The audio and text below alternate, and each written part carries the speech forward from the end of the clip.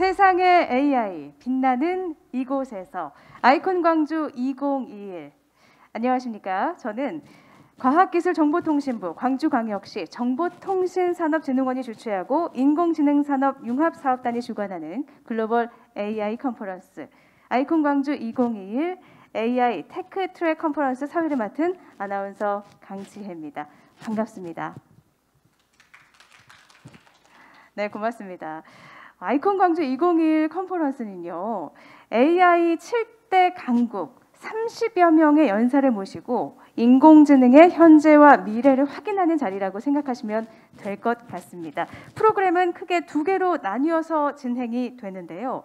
제가 지금 진행을 하고 있는 트랙은 컨퍼런스 AI 테크 트랙입니다. 그리고 옆에서는 AI 비즈니스 트랙이 진행이 되는데요. 이 트랙 프로그램별로 4개의 세션으로 구성이 되어 있습니다. 그 세션별로는 2명의 연사분의 강연이 진행이 되고요. 강연이 끝난 후에는 좌장과 함께 패널 토론이 이루어지게 되겠습니다. 테크 트랙 컨퍼런스에서는 AI 분야의 기술 동향과 또 앞으로의 방향성에 대해서 이야기를 나눌 수가 있고요. 그런 만큼 테크를 중심으로 한 주제가 구성이 되어 있습니다. 오늘 컨퍼런스는 글로벌 참가자들을 위해서 또 동시 통역도 제공을 하고 있습니다. 한영, 영한 모두 다 제공을 하고 있는데요. 자리에 있는 동시 통역 리시버를 통해서 이용을 해보시면 되는데 한국어는 채널 1번이고요. 영어는 채널 2번입니다. 참고하셔서 이용하시면 될 것 같습니다. 또 오늘 이 행사는 온오프라인 동시로 진행이 되고 있죠. 온라인으로도 함께하고 계시는 분들 많이 계실 것 같은데요. 한글과 영어 채널이 나뉘어서 방송이 되다 보니까 제목 꼭 확인하시고 함께하시면 좋을 것 같습니다. 네, 그럼 참관객 여러분께서 많이 기다리셨을 테크트랙 첫 번째 세션의 연사분을 소개해 드리겠습니다. 테크트랙 세션 1의 주제는 AI, 초지능으로의 발걸음입니다. AI 이미 우리 생활 속에 깊숙이 자리하고 있죠. 하지만 앞으로도 그 발전 가능성이 무궁무진한데요. 어떻게 발전을 하게 될까요? 오늘 이 질문에 대한 대답을 찾을 수 있을 것 같습니다. 다가오는 AI 특이점, 우리는 어떻게 해야 하는가라는 주제로 강연을 해주실 첫 번째 연사입니다. 네이버 클로버의 책임 리더이자 네이버 AI 앱 소장님이십니다. 하정은님 무대를 모실게요. 여러분 박수로 맞아주시기 바랍니다.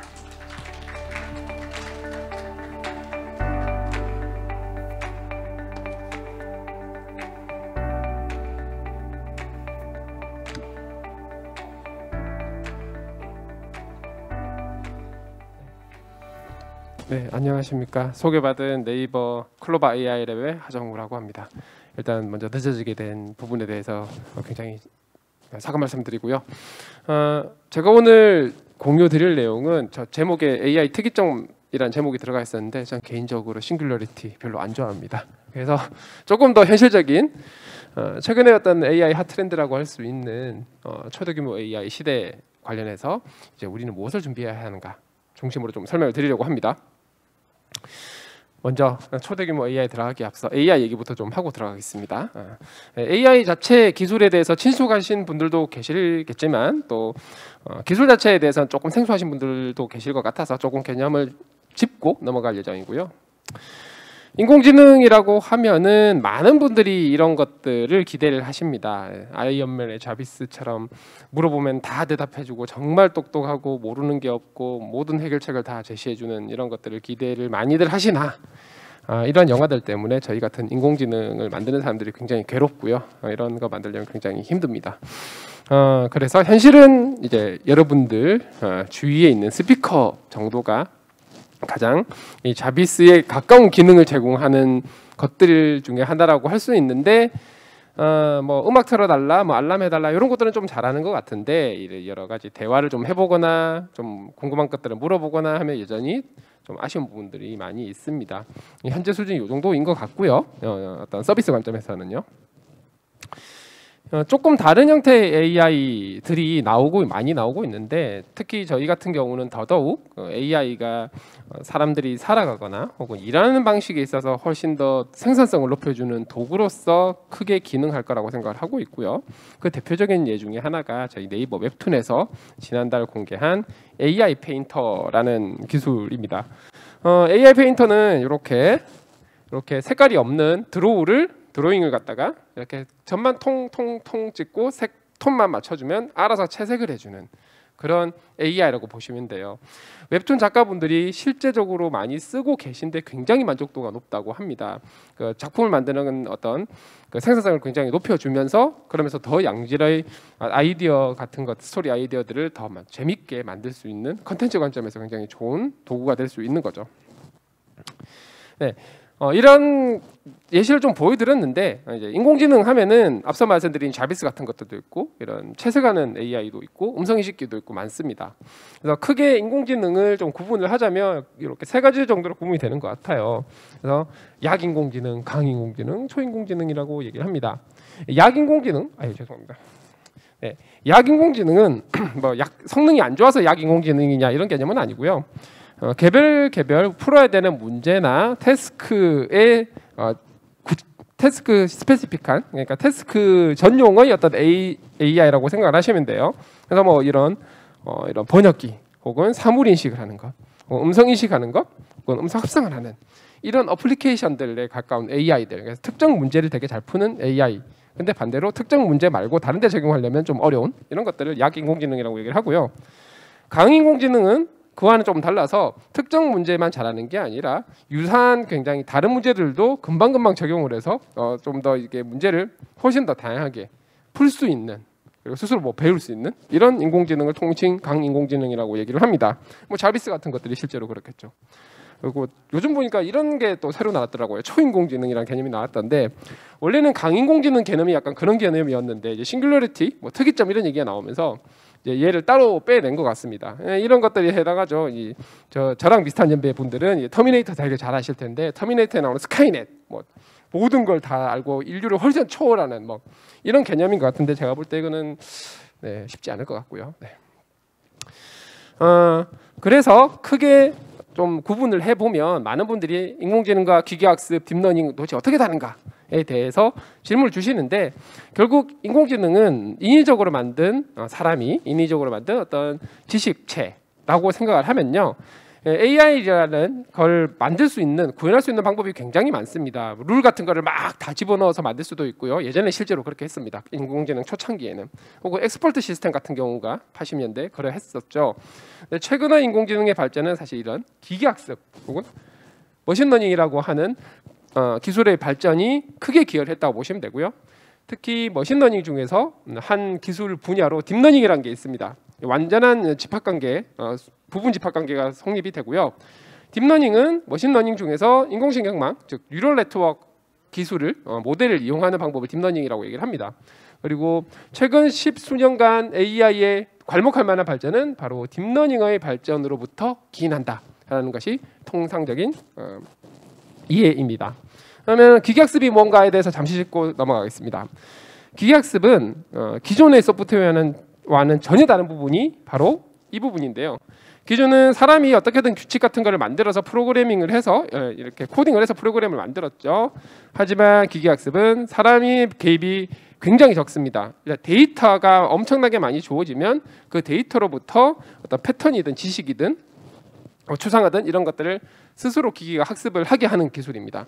그래서 주체가 사람이 아니라 데이터에 있다라는 게 되죠. 그리고 또 다른 개념을 하나 설명을 드리고 싶은 게 특히 뉴럴넷에서는 인공신경망에서는 딥러닝이 굉장히 중요한 기술이니까요. 벡터라는 개념에 대해서 이해하는 게 중요합니다. 고등학교 때 배운 기하 시간에 배운 그 벡터 맞고요. 조금 쉽게 정의를 하면 결국 고차원 공간상의 위치로 정의가 됩니다. 무슨 얘기냐? 사람은 3차원 공간상에 있죠. 이제 뉴럴넷 모델을 어떻게 만드냐에 따라서 이게 100차원이 될 수도 있고 1000차원이 될 수도 있는데 그러면은 이 AI 모델을 이용을 하면 이런 강아지 이미지가 모델을 통과하면은 이렇게 1000차원 상의 점 하나로 표현이 될 수 있어요.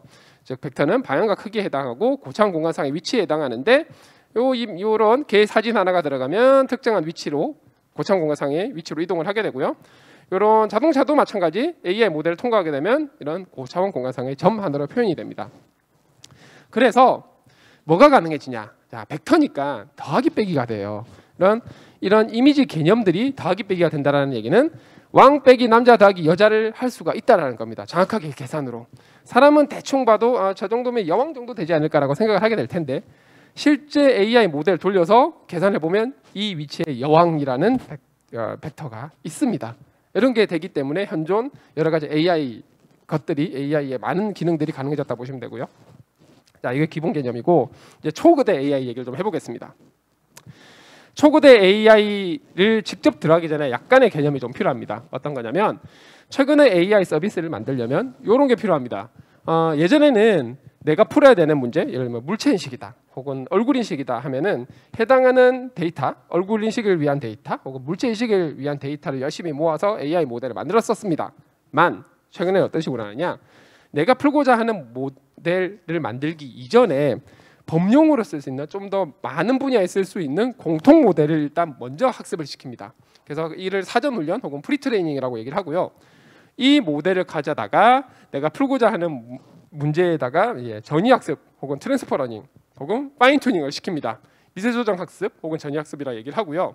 이때 내가 실제로 만들고자 하는 서비스 특화된 혹은 프로덕트 특화된 AI 모델을 만들 수 있는 방법이 됩니다. 그래서 저는 보통 이거를 비유를 할 때 이런 범용 모델을 육수라고 얘기를 하고요. 실제 개별 서비스 특화 AI 모델을 요리라고 얘기를 하는데 육수를 잘 만들어야지 요리가 맛있겠죠. 그래서 수많은 글로벌 테크 기업, 저희도 마찬가지고 이런 육수 모델을 열심히 만들었습니다. 어떤 걸로? 네, 이런 이미지넷, 예전에는 이미지넷 같은 데이터를 이용해서 열심히 개인지 고양인지 하는 1000개짜리 물체를 분류하는 모델을 열심히 만들고요. 그걸 가져다가 우리가 진짜 풀어야 되는 문제에다가 적용을 하는데 이걸 그대로 들고 온 다음에 우리가 이 문제를 위해서 만들었던 데이터에 추가 학습을 시키는 형태를 가장 기본적인 표준 트렌드라고 보시면 돼요. 그러면 초거대는 바로 이 부분, 이 부분이 굉장히 커지고 있다라는 게 중요한 부분이 되는 거죠. 그래서 예전에는 한 2015년에 레즈넷이라고 하는 이미지 인식에서 굉장히 지금도 널리 쓰이는 모델이 나왔는데 사람보다 이미지 인식을 더 잘하는 첫 번째 모델로서 굉장히 유명합니다. 이때 크기가 한 변수수가 모델의 크기를 얘기를 하는데요. 요 2,500만 개 정도의 변수를 가지고 있었던 모델입니다. 그리고 학습도 한 100 몇십만 장 정도 되는 데이터를 가지고 학습을 했었죠. 근데 올해 나온 연구들을 보면은 크기가 막 수백 배, 1000배 이렇게 커지고 있는 거죠. 모델 이미지 이 앞서 말씀드린 프리트레이닝 모델이. 그리고 거기 학습하는 데이터도 장수가 30억 장 이런 걸 가지고 학습을 시킵니다. 학습하는 모델도 엄청 커지고 데이터도 1000배 이상 커지죠. 이거는 자연어 처리도 똑같아서 2018년에 벌트라는 모델이 처음 나왔을 때 크기가 한 110, 그러니까 1억 1000만 개 정도의 변수를 가지고 있었어요. 학습 데이터도 그때 당시에는 굉장히 컸어요. 위키피디아 영어 다 학습하고 뭐 영어책 굉장히 많이 학습을 했는데 요즘 나온 GPT-3라고 하는 엄청 큰 모델, 뭐 저희 하이퍼클로바 같은 것도 크기가 1000배 이상 커졌고요. 학습하는 데이터도 인터넷에 있는 어지간한 막 데이터들을 엄청 많이 쓰고 저희도 네이버에 있는 수많은 데이터들을 가지고 학습을 시킵니다. 그렇게 학습을 시키는 이유는 뒤에 또 자세히 설명을 드릴게요. 이렇게 모델 크기가 혹은 데이터 크기와 학습 크기가 커질 수 있었던 가장 큰 원동력은 바로 요 세 가지가 다 크게 기여를 했는데요. 첫 번째는 일단 데이터가 굉장히 많아졌죠. 문제는 과거의 학습 기법은 데이터랑 정답이 같이 있었어야 했습니다. 그리고 정답을 사람이 달아줬어야 했는데 그러다 보니까 데이터를 만들기 어렵겠죠. 요즘 하는 학습 기법은 사람이 정답을 달지 않고도 학습을 할 수가 있습니다. 소위 말하는 셀프 슈퍼바이즈드 러닝이라고 해요. 이 기법이 굉장히 발전하면서 굉장히 대량의 데이터를 학습할 수 있게 되고 그리고 모델의 크기를 키우는 것은 바로 이 트랜스포머라고 하는 기법이 2017년에 공개가 되면서 이제 모델의 크기를 키우는데 거의 굉장히 유리한 모델 혹은 학습 구조를 가지고 있습니다. 그러면서 기본적으로 모델도 커질 수 있었고 데이터도 커질 수 있었다. 이렇게 설명을 드릴 수 있겠습니다. 이런 셀프 슈퍼바이즈드 기법이 얼마 전까지만 해도 사실 정답을 주면서 학습하던 기법들 대비해서 성능이 그래도 조금은 낮긴 했거든요. 조금 더 아래쪽에 있었는데 올 3월에 페이스북에서 굉장히 의미 있는, 특히 이미지 인식 쪽에서 의미 있는 결과를 공유를 합니다. 어떤 거냐면 모델 엄청 키우고요. 일단 기존 모델보다 엄청 한 20배 이상 키우고 학습 데이터를 인스타그램에 있는 10억 장을 그냥 가져다 씁니다. 뭐 이런 엄선하지도 않고 전처리도 거의 안 하고 그냥 무작위로 10억 장 가져다가 셀프 슈퍼바이즈드, 그러니까 사람이 정답 달지 않고 학습을 시켰는데 결국 기존에 정답 따라서 학습시킨 것보다 훨씬 더 좋은 성능의 모델을 만들어내는데 성공을 합니다. 무슨 얘기냐? AI 연구, 특히 이런 프리트레이닝 모델 연구에 있어서는 무한 데이터 소스가 주어지고 대량의 모델을 학습시킬 수 있는 인프라가 있는 기업 중심으로 AI 연구가 이동을 해버렸다. 무게중심이 이동을 했다는 뜻이죠. 아카데미에서 고민이 많아지는 부분이 되고 실제로 아카데미와 인더스트리가 함께 연구를 할 수밖에 없는 이유가 됩니다. 그리고 이 소프트웨어 2.0 얘기를 좀 짚고 넘어가야 될 것 같습니다. 인더스트리 관점에서는 안드레 카파시, 지금은 테슬라의 AI 헤드로 있죠. 이분이 소프트웨어 2.0 얘기를 하면서 AI가 새로운 형태의 소프트웨어 시대를 만들 거다라고 얘기를 하긴 했습니다만 실제 AI를 적용해 보면 몇 가지 문제가 있습니다. 첫 번째는 AI 모델이란 것이 결국은 변동성이 되게 심하기 때문에 결과를 정확하게 70%를 보장한다, 80%를 보장한다를 얘기를 할 수가 없어요. 상황에 따라서. 그래서 이 예측 가능성이란 게 어떤 정확도를 의미하는 게 아니라 얼마만큼 이 성능을 보장할지에 대해서 예측하기가 쉽지 않고요. 그다음에 기본적으로 AI 모델 만드는데 데이터 가공 비용 굉장히 많이 들어갑니다. 이건 돈도 시간도 많이 들어가고 사람도 들어가죠.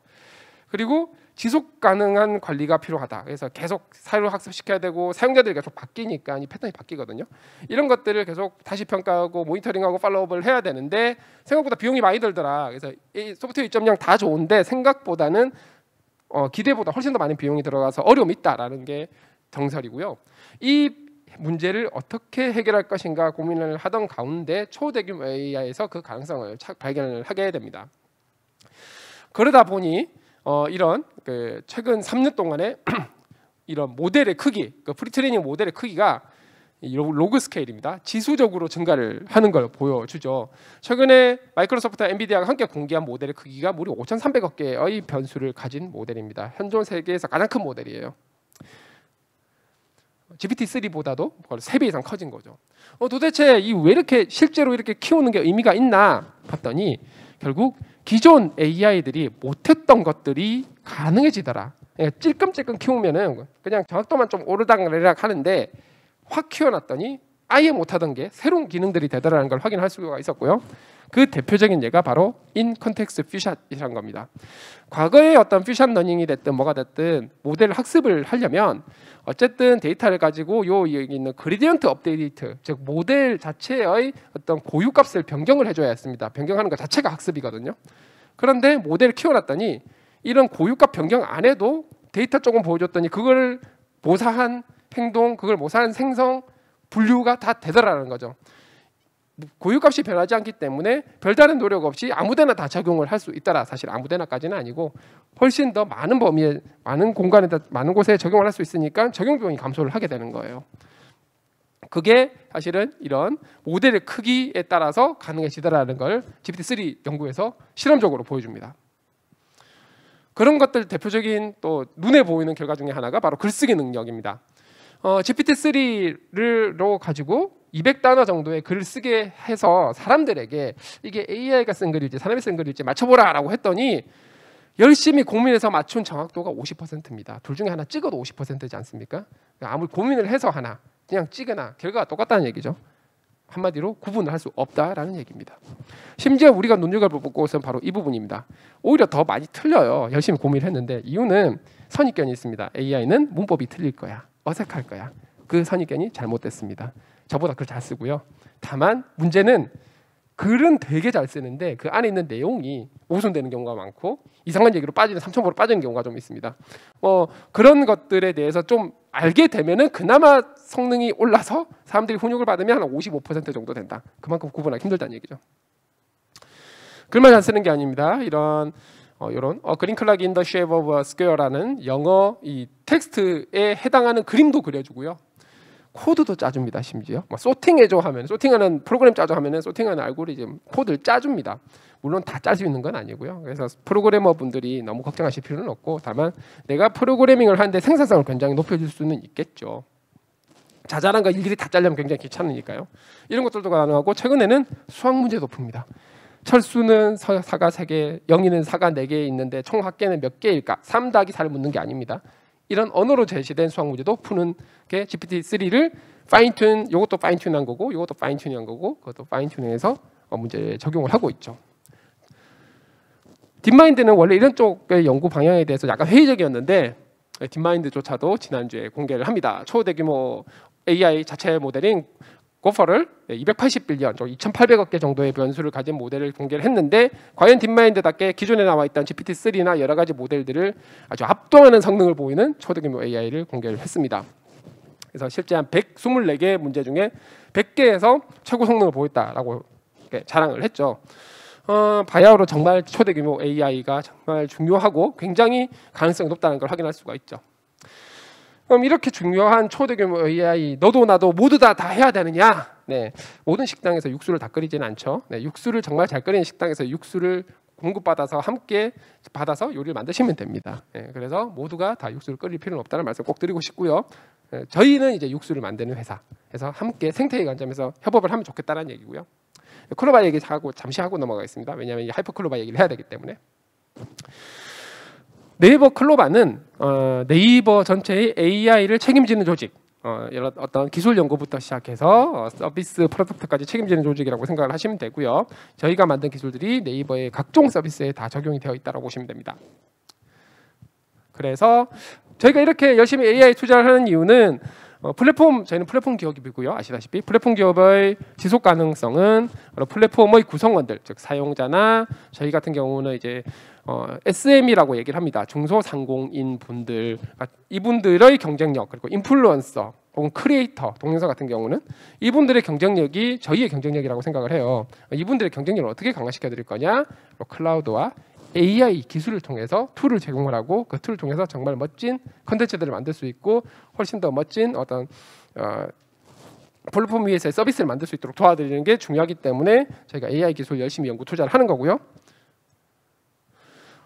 이런 비즈니스 관점에서뿐만 아니라 저희가 만든 기술이 이런 사회공헌 관점에서 그 코로나 확진자 분들과 접촉한 분들이죠. 네, 능동 감시자 분들한테 하루에 2번 전화를 해야 됩니다. 이게 예전에는 보건소 공무원분들이 다 했어요.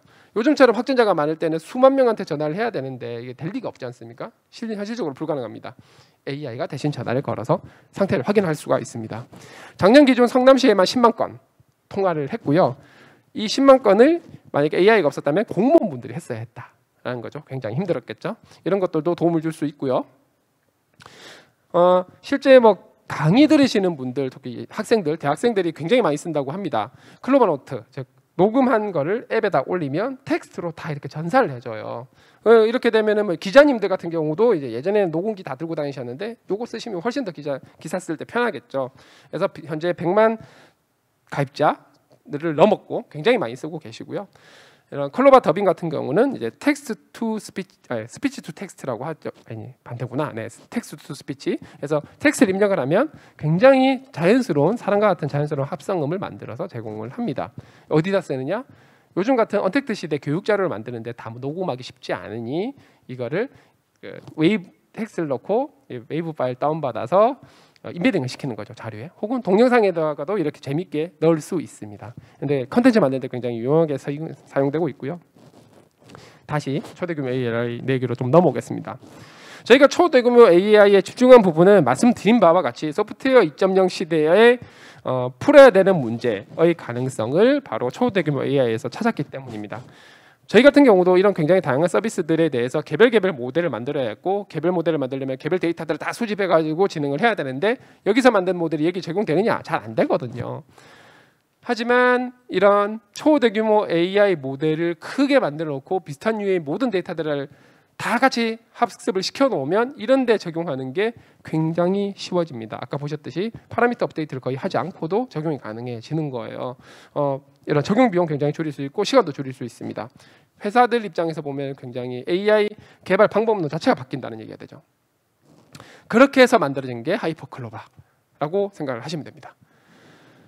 문제는 이 하이퍼클로바급쯤 되는 초대규모 AI를 만들려면 이 3가지가 다 필요합니다. 데이터 엄청 많이 필요하고, 그리고 굉장히 뛰어난 AI 전문가분들도 필요하고, 이걸 학습시킬 슈퍼컴퓨터도 필요합니다. 그래서 저희는 작년 GPT-3가 나오자마자 몇 차례 한 2달 정도 분석을 하고 이거는 이 초대규모 AI를 가진 기업과 아닌 기업으로 나뉠 거라는 판단하에 바로 투자를 집행을 했고요. 굉장히 빠르게 의사결정을 받았습니다. 그래서 슈퍼컴퓨터, 다른 기업들 같은 경우는 자체 슈퍼컴퓨터를 도입을 하는 게 아니라 클라우드를 많이 써요. 뭐 구글 클라우드 같은 것들을 많이 쓰죠. 근데 저희는 그렇게 하지 않고 자체적으로 엔비디아 슈퍼팟을 도입을 했습니다. 그만큼 중요했다는 얘기죠. 그리고 데이터도 중요합니다. 어떤 데이터를 학습했냐가 그 AI의 어떤 역량과 특성을 이렇게 구분짓게 되는데 결정하게 되죠. 저희는 대한민국의 집단 지성체라고 할 수 있는 네이버에 있는 수많은 데이터들, 뭐 블로그나 카페나 뉴스나 지식 같은 것들을 다 학습 데이터로 활용을 합니다. 물론 법적으로 쓸 수 있는 것들만. 네. 그렇게 해서 만들어진 게 오픈AI GPT에서 학습했던 규모보다 더 큰 규모로 데이터를 만들었고요. GPT-3가 문제가 한국어 데이터가 거의 없습니다. 0.016%라서 이해도 못하고 글쓰기는 더 못합니다. 그래서 저희는 GPT-3 대비 6,500배 훨씬 더 많은 데이터를 만들어서 뉴스로 치면 한 50년치 정도 됩니다. 학습을 시켰습니다. 그렇게 해서 만들어서 모델만 딱 만들면 되냐, 그게 중요한 게 아니죠. 어떻게 저희 이 플랫폼 구성원들에게 가치를 제공할 거냐가 중요한 거니까 몇 가지 사례를 실제로 서비스에 적용을 하고 있고 몇 가지 사례를 좀 공유해 드리려고 합니다. 첫 번째는 저희 SME가 굉장히 중요합니다. 플랫폼에서. 그러니까 쇼핑 플랫폼에서는 이제 셀러분들이 되겠죠. 판매자분들. 이 판매자분들이 물건을 팔면 당연히 후기가 올라옵니다. 좋은 후기만 있는 게 아니지 않겠습니까? 불만이 있으신 분들도 계세요. 근데 이분들이 젠틀하게 써주시면 괜찮은데 또 여러 가지 험한 표현을 써서 올리시는 분들이 있습니다. 그러면은 판매자분들 입장에서는 험한 표현 보면 기분이 안 좋죠. 그래서 하이퍼클로바가 좀 부정적인 내용 중에 팩트는 냅두고 험한 표현은 순화시켜 가지고 저희 셀러분들한테 보여줘요. 그러면 이분들이 약간 그렇게 감정 상하지 않고 잘 대응을 할 수 있게 되겠죠. 이런 것들로 도와드리고 있고요. 그리고 또 다른 예시가 요겁니다. 저희가 11월 29일부터 해운대와 함께 클로바 케어콜 서비스를 시작을 했습니다. 독거노인 분들의 안부 전화를 대신 걸어주는 서비스고요. 이거를 하려면 몇 가지 기능들이 많이 필요한데 이게 소리가 나오나 모르겠네요. 안녕하세요. 네, 듣고 가겠습니다. 안보콜입니다. 지금 통화 가능하세요? 예, 가능해요. 간밤에 잠은 잘 주무셨어요? 아니요, 요새 통 잠을 제대로 못 자고 있네요. 왜 그러세요? 무슨 걱정거리라도 있으세요? 그건 아닌데 무릎이 아파서. 관절이 많이 안 좋으신가요? 무릎이 뭔지 모르겠는데 쑥쑥 쑤시고 아파서. 아이고 그러셨군요. 파스나 찜질팩이라도 해보세요. 병원에도 한번 가보시고요. 제가 도와드릴 일이 있을까요? 병원에 한번 가보려고 하는데 다음 주에 한번 가봐야 되겠어. 그러시구나. 아프시면 바로 병원에 가시는 게 좋아요. 나중에 더 큰 병이 될 수도 있거든요. 맞아. 그래서 다음 주에 병원 꼭 가서 약도 좀 타오고 하려고. 그러셨군요. 얼른 나으셨으면 좋겠어요. 그럼 다음에 다시 연락드릴게요. 고마워. 걱정해줘서. 네, 어르신. 그럼 나중에 또 연락드리겠습니다. 감사합니다. 네, 저보다 훨씬 나은 것 같습니다. 저도 어머니랑 통화하면 이렇게 못하거든요. 보시다시피 굉장히 사람 수준의 대화를 하는 것 같고요. 그냥 어떤 정보 주고받는 게 아니라 정서적으로 동감도 해드리고 그리고 기존 통화 내용도 잘 기억을 하면서 사투리 인식까지 되게 잘 됩니다. 그래서 실제로 저희가 이런 피드백을 받고 있어요. 전화가 기다려진다. 혹은 부산 지역에 국제신문이라는 언론사가 있습니다. 거기서 유튜브를 올렸는데 실제 이 서비스 받아보시는 분, 그 사람이라고 합니다. AI라고 안 하고요. 사람인 줄 알고 계세요. 실제로 그 정도로 특이 전까지는 모르겠지만 과거와는 전혀 다른 형태의 AI 서비스가 가능하고 이거 같은 경우는 앞단에 음성인식, 뒷단에 음성 합성이 있지만 가운데 있는 대화 모델은 하이퍼클로바로 만든.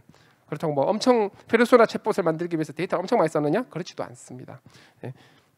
방법이 바뀌어가고 있는 거죠. 이거를 저희만 쓰면 당연히 안 되고요. 저희는 생태계 만드는 게 중요하기 때문에 생태계 관점에서 경쟁을 해야 하고요. 그래서 올해 내로 얼마 안 남았지만 올해 내로 클라우드에 저희 하이퍼클로바 모델 올리고 그리고 UX, UI 굉장히 편하게 해서 프로그래밍이 필요 없는 노코드 상태로 저희 하이퍼클로바를 활용할 수 있도록 클로바 스튜디오를 만들어서 일단 클로즈 베타로 공개를 할 예정입니다. 한꺼번에 굉장히 많은 파트너 분들께 제공을 해드리긴 쉽지 않겠지만 점점 소규모로 시작해서 점점 규모를 늘려나가면서 문제점 있으면 개선을 해나가는 그런 형태로 진행을 할 거고요. AI 성능이 굉장히 좋아짐에 따라서 AI 윤리 문제 굉장히 많이 대두되고 있습니다. 유럽에서는 뭐 레귤레이션 벌써 초안이 나오기도 했죠. 저희 같은 경우도 실제로 하이퍼클로바를 만들면서도 깨달았고 네이버는 사실 그 훨씬 이전에 2년 전부터 서울대학교 AI 정책 이니셔티브 교수님들과 함께 어떻게 AI 서비스 모델을 만들어야 되나, 결국은 사람을 위해서는 착한 AI를 만들어야 된다, 이런 관점에서 윤리 준칙을 2월에 반포를 했고 월간 리포트를 이렇게 공개를 하기 시작했습니다. 다음 어떻게 나가야 되는가?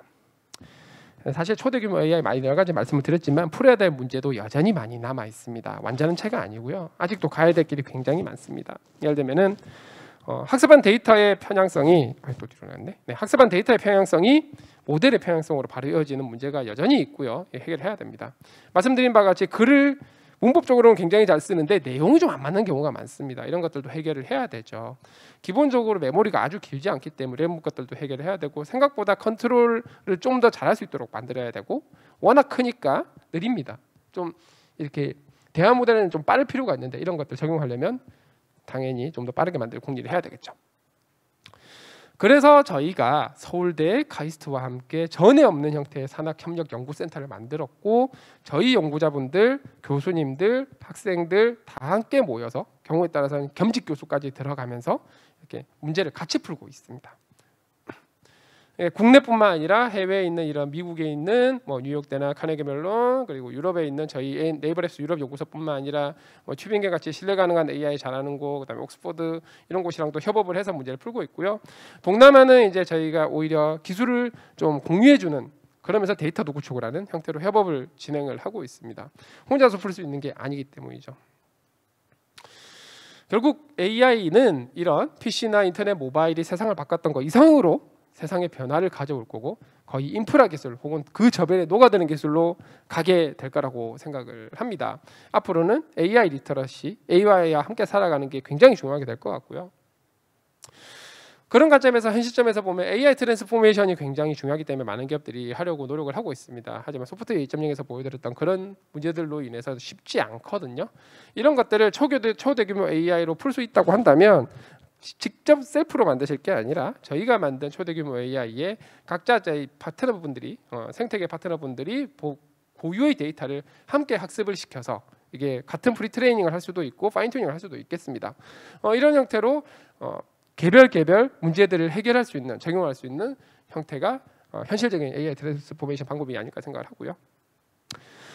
계속 말씀드린 바와 같이 저희가 구글, 페이스북 아니죠, 메타죠.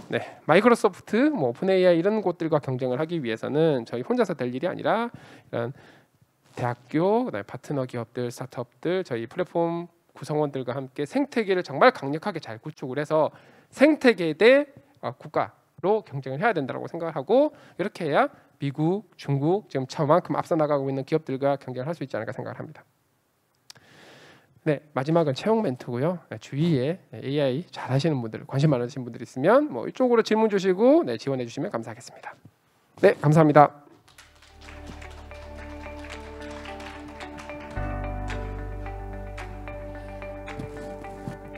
하정우 소장님의 강연 잘 들었습니다.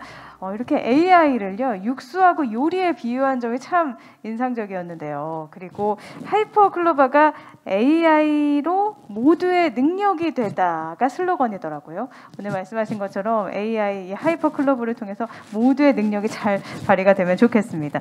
아마 첫 번째 강연이라서 조금 긴장을 하실 법도 한데 너무나도 편안하고 너무나도 귀에 쏙쏙 들어오는 강연이 아니었나 싶습니다. 멋진 강연 보여주신 하정우 이사님께 감사의 말씀드립니다.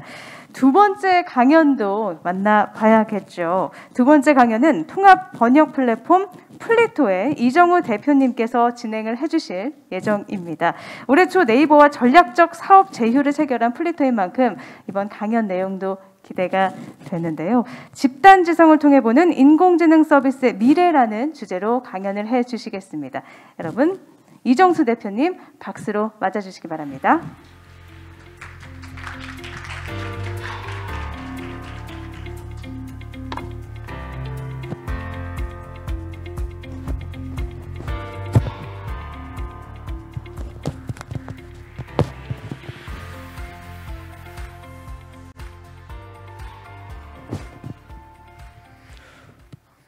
예, 안녕하세요. 저는 언어 데이터 플랫폼 플리토의 대표를 맡고 있는 이정수입니다. 만나서 반갑습니다.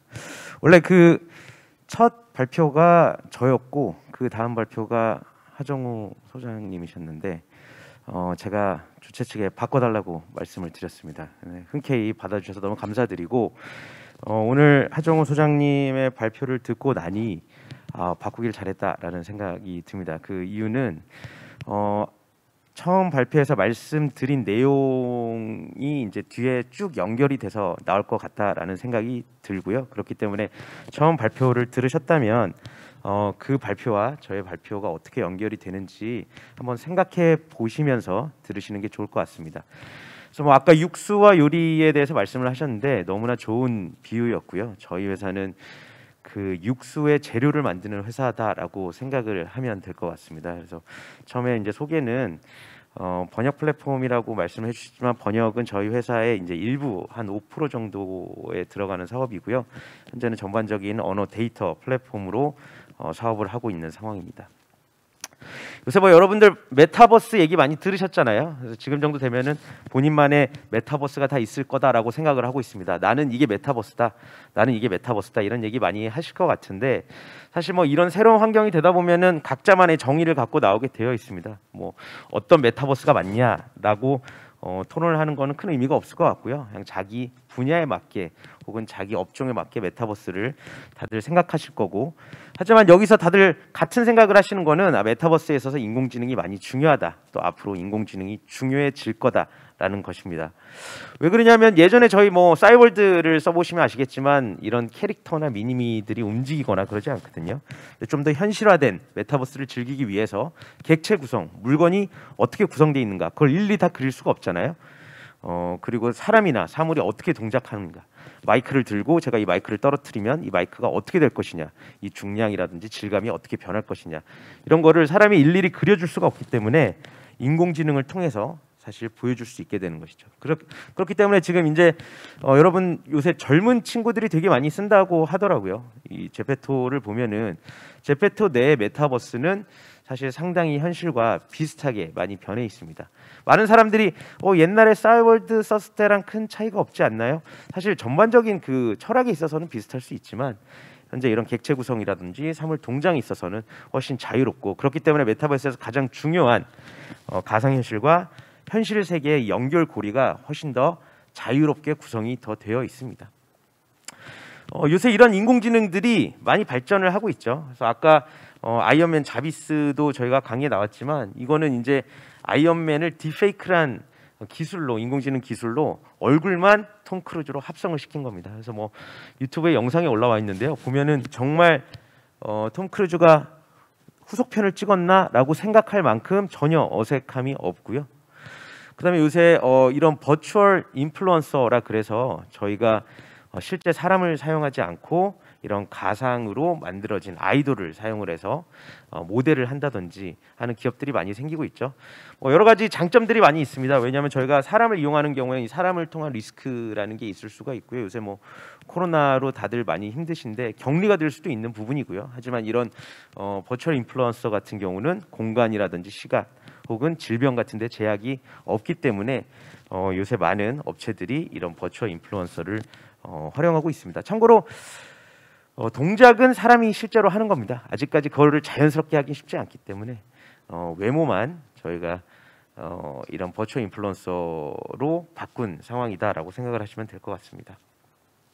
하지만 여러분들 메타버스와 인공지능을 검색하면 기사도 많이 나오고 영상도 많이 나옵니다. 영상도 많이 나오고 왜 메타버스에서 인공지능이 중요한가 1시간, 2시간짜리 영상도 나오는데 제가 요거를 요 전에 한 2, 3분 만에 요약해서 말씀드렸지만 이 메타버스와 언어 인공지능에 대한 영상은 하나도 없습니다. 제가 다 찾아봤는데 영어로도 찾아봤거든요. 메타버스와 언어 인공지능이라는 그 내용은 없습니다. 그 이유는 뭐냐? 이 혹시 영상 보셨는지 모르겠지만 이 페이스북이 사명을 메타로 바꾸면서 메타버스의 중요성을 강조하기 위해서 거기 있는 임원들이 장소와 시간의 제약을 받지 않고 한 공간에 모여서 회의하는 그런 영상입니다. 이거 많이 보셨을 거예요. 이게 되게 이슈를 끌었던 영상이었기 때문에 그래서 이 영상을 보면서 많은 사람들이 메타버스가 이렇게 발전하는구나에 대한 많은 기대를 하게 됩니다. 하지만 여기에서도 역시 나오지 않는 게 바로 언어 인공지능 부분입니다. 이 영상을 보면은 여기 참여한 여기 4명의 사람들이 있죠. 자기의 모습을 로봇으로 바꾸던지 저렇게 뭐 하늘을 날아다니기도 하고요. 안에서 카드 게임을 치기도 합니다. 어느 말로 할까요? 당연히 영어로 합니다. 그럼 우리가 이런 생각을 해볼 수 있죠. 나도 저 메타버스 상에서 외국인들을 만나가지고 카드도 치고 싶고 회의도 하고 싶다. 그런데 저는 영어를 못합니다. 그러면 어떻게 해야 될까요? 여기에 대한 해결책들을 사람들이 많이 얘기하지 않습니다. 그 이유는 2가지인데요. 첫 번째, 누군가는 해결해 주겠지. 지금 내가 뭐 팝하고 우리 네이버 팝하고 너무 잘 되잖아요. 팝하고도 써보고 이러니까 이제 이 기술이 멀리 남지 않았어.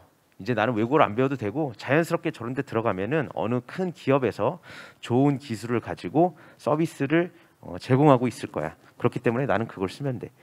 그게 하나가 될 수가 있고요. 2번째는 저게 정말 가능할까? 굳이 저걸 언급해서는 안 되겠다라고 넘어가는 경우도 있습니다.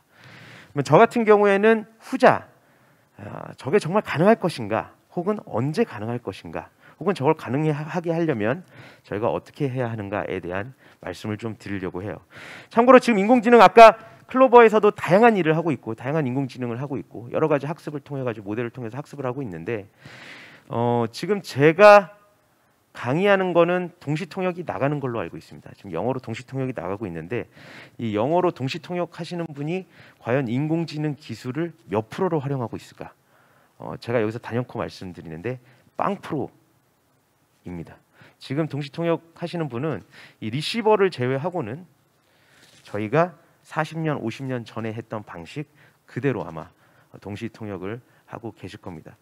상당히 번역 기술이 많이 발전했을 것 같은데 실제로 이 자리에서 여러분들이 리시버를 통해서 듣는 통역은 실제로 사람이 예전 방식과 비슷하게 진행을 하고 있다라는 것을 생각해 주시면 됩니다. 하지만 메타버스에서 언어 인공지능이 발전하고 중요해지는 것은 사실입니다. 여러분 주만지라는 영화를 보시면 이 NPC라는 캐릭터가 나오죠. 이 캐릭터죠. 그래서 이제 논 플레이어 캐릭터라 그래서 활동하지 않는 캐릭터들.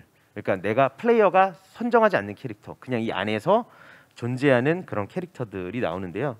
이런 캐릭터가 아까 클로버에서 상담사랑 대화를 했듯이 내가 어떤 질문을 하거나 우리가 보통 게임상에서 메타버스 상에서 이야기를 하면은 거기에 대한 답을 해줍니다.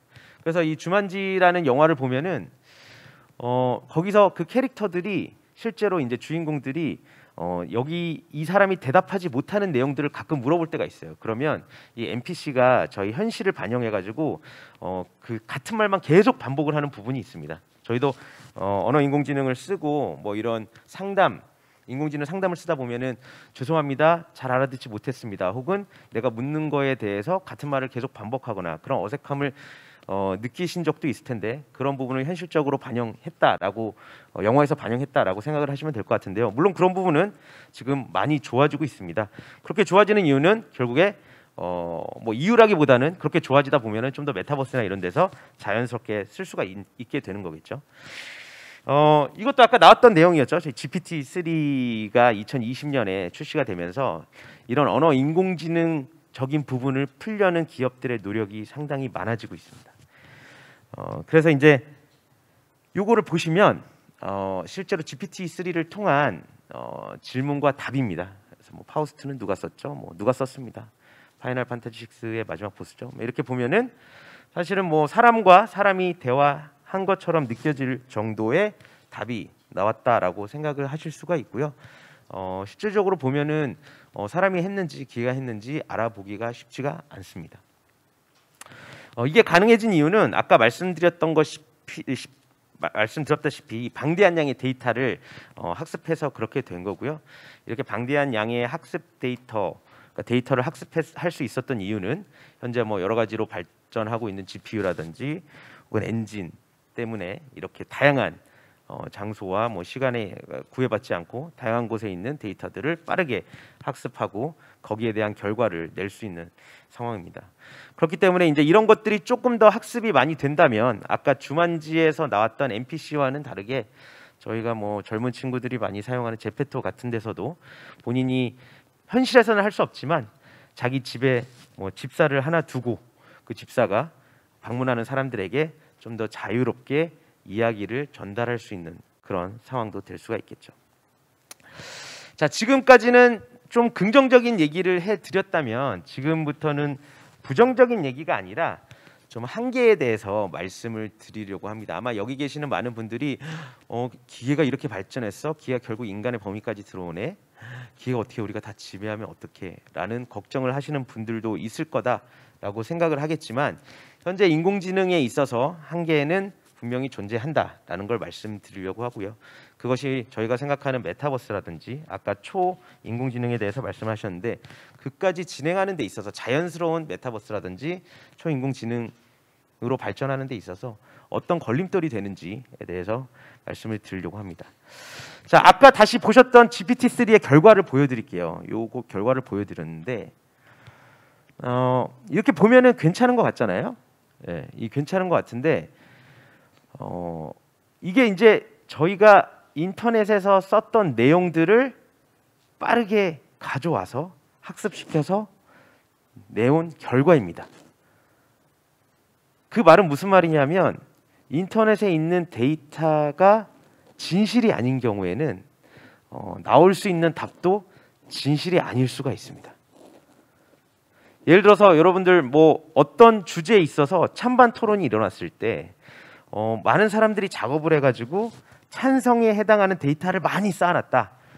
그거를 인공지능이 학습하고 답을 내온 경우에는 반대에 대한 답보다는 당연히 찬성에 대한 답을 줄 가능성이 상당히 높다라는 거죠. 그럼 여기서 많은 사람들은 오해를 하게 되는 게 인공지능이 객관적으로 글을 썼기 때문에 저 글은 진실일 거야 라는 오해에 빠지게 됩니다. 그렇기 때문에 한쪽의 정보가 더 많이 생성되는 그런 모순을 낳을 수가 있습니다. 그렇기 때문에 인공지능이 어떤 정보를 줬다고 해서 이 정보가 진실이다라고 생각을 하게 된다라면 상당히 사회적으로 논란이 될 수밖에 없는 상황이다라고 말씀드릴 수 있을 것 같습니다. 자, 두 번째입니다. 이건 뭐 저희 수학의 난제 중에 하나인데 풀렸죠. 뭐 3 이상 지수에 뭐 이렇게 쭉 수학의 난제가 있는데 아마 지금 난제들 중에 풀린 것도 있고 사람에 의해서 풀렸지만 뭐 기계에서 풀리진 않았는데 미래가 된다면은 수많은 데이터들을 모아가지고 이런 난제들을 생각보다 쉽게 해결할 수 있을 거다라고 생각을 하고 있습니다. 사실 수백 년 동안 해결하지 않는 이런 수학적인 난제를 기계가 해결할 수 있고 그 다음에 앞으로 미래에 이런 것들에 대한 것도 수많은 자료를 빠르게 학습해서 해결을 할 수 있다라고 우리는 예상을 하지만 의외로 해결하지 못하는 게 하나가 있습니다. 자, 내 친구는 오늘 무엇을 먹어야 가장 만족할까? 이거에 대한 답을 인공지능이 어느 정도 정확하게 낼 수 있을까요? 어제 내 친구가 뭐를 먹었는지, 점심에 뭐를 먹었는지, 내 친구는 이런 상황에서 추운 날씨에는 뭘 먹어야 될지, 혹은 뭐 오늘 오다가 어떤 간판을 봤기 때문에 이런 음식을 먹고 싶을지 여러 가지 데이터를 모아가지고 결과를 낼 수 있겠지만 실제로 사람들이 그날 뭐가 먹고 싶은지 결과를 낼 때는 그런 데이터의 수집이 일어나지 않는다는 거죠. 상당히 즉흥적인 답이 일어날 수 있거든요. 그래서 이런 부분에 있어서 우리들이 기대를 많이 할 수 있겠지만 실제로 해결하기 쉽지 않은 부분이 있습니다.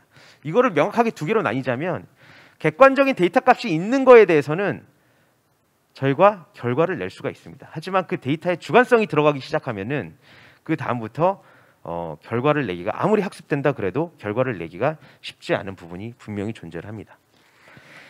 그리고 데이터 수집의 윤리성입니다. 아까 말씀해 주신 것들 중에 인공지능이 수많은 데이터를 모은다라고 말씀을 해주셨어요. 그래서 이제 두 가지를 말씀해 주셨는데 첫 번째 같은 경우는 인스타그램에서 1억 개의 사진을 모아가지고 어떻게 보면 인공지능을 지금 엔진을 내놓은 상황이죠. 여기서 제가 질문을 한번 던져보면은 내 사진을 인공지능이 스캔해가지고 혹은 데이터를 수집해가지고 사물을 인식할 수 있는 인공지능을 만들었다. 인공지능을 만든 거에 포커스를 하시겠나요? 아니면은 내 인스타그램에 있는 사진이 털렸다는 거에 포커스를 하시겠나요?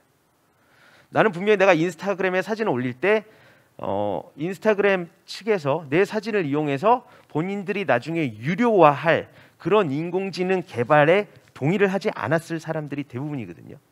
그런데 내 데이터가 인공지능의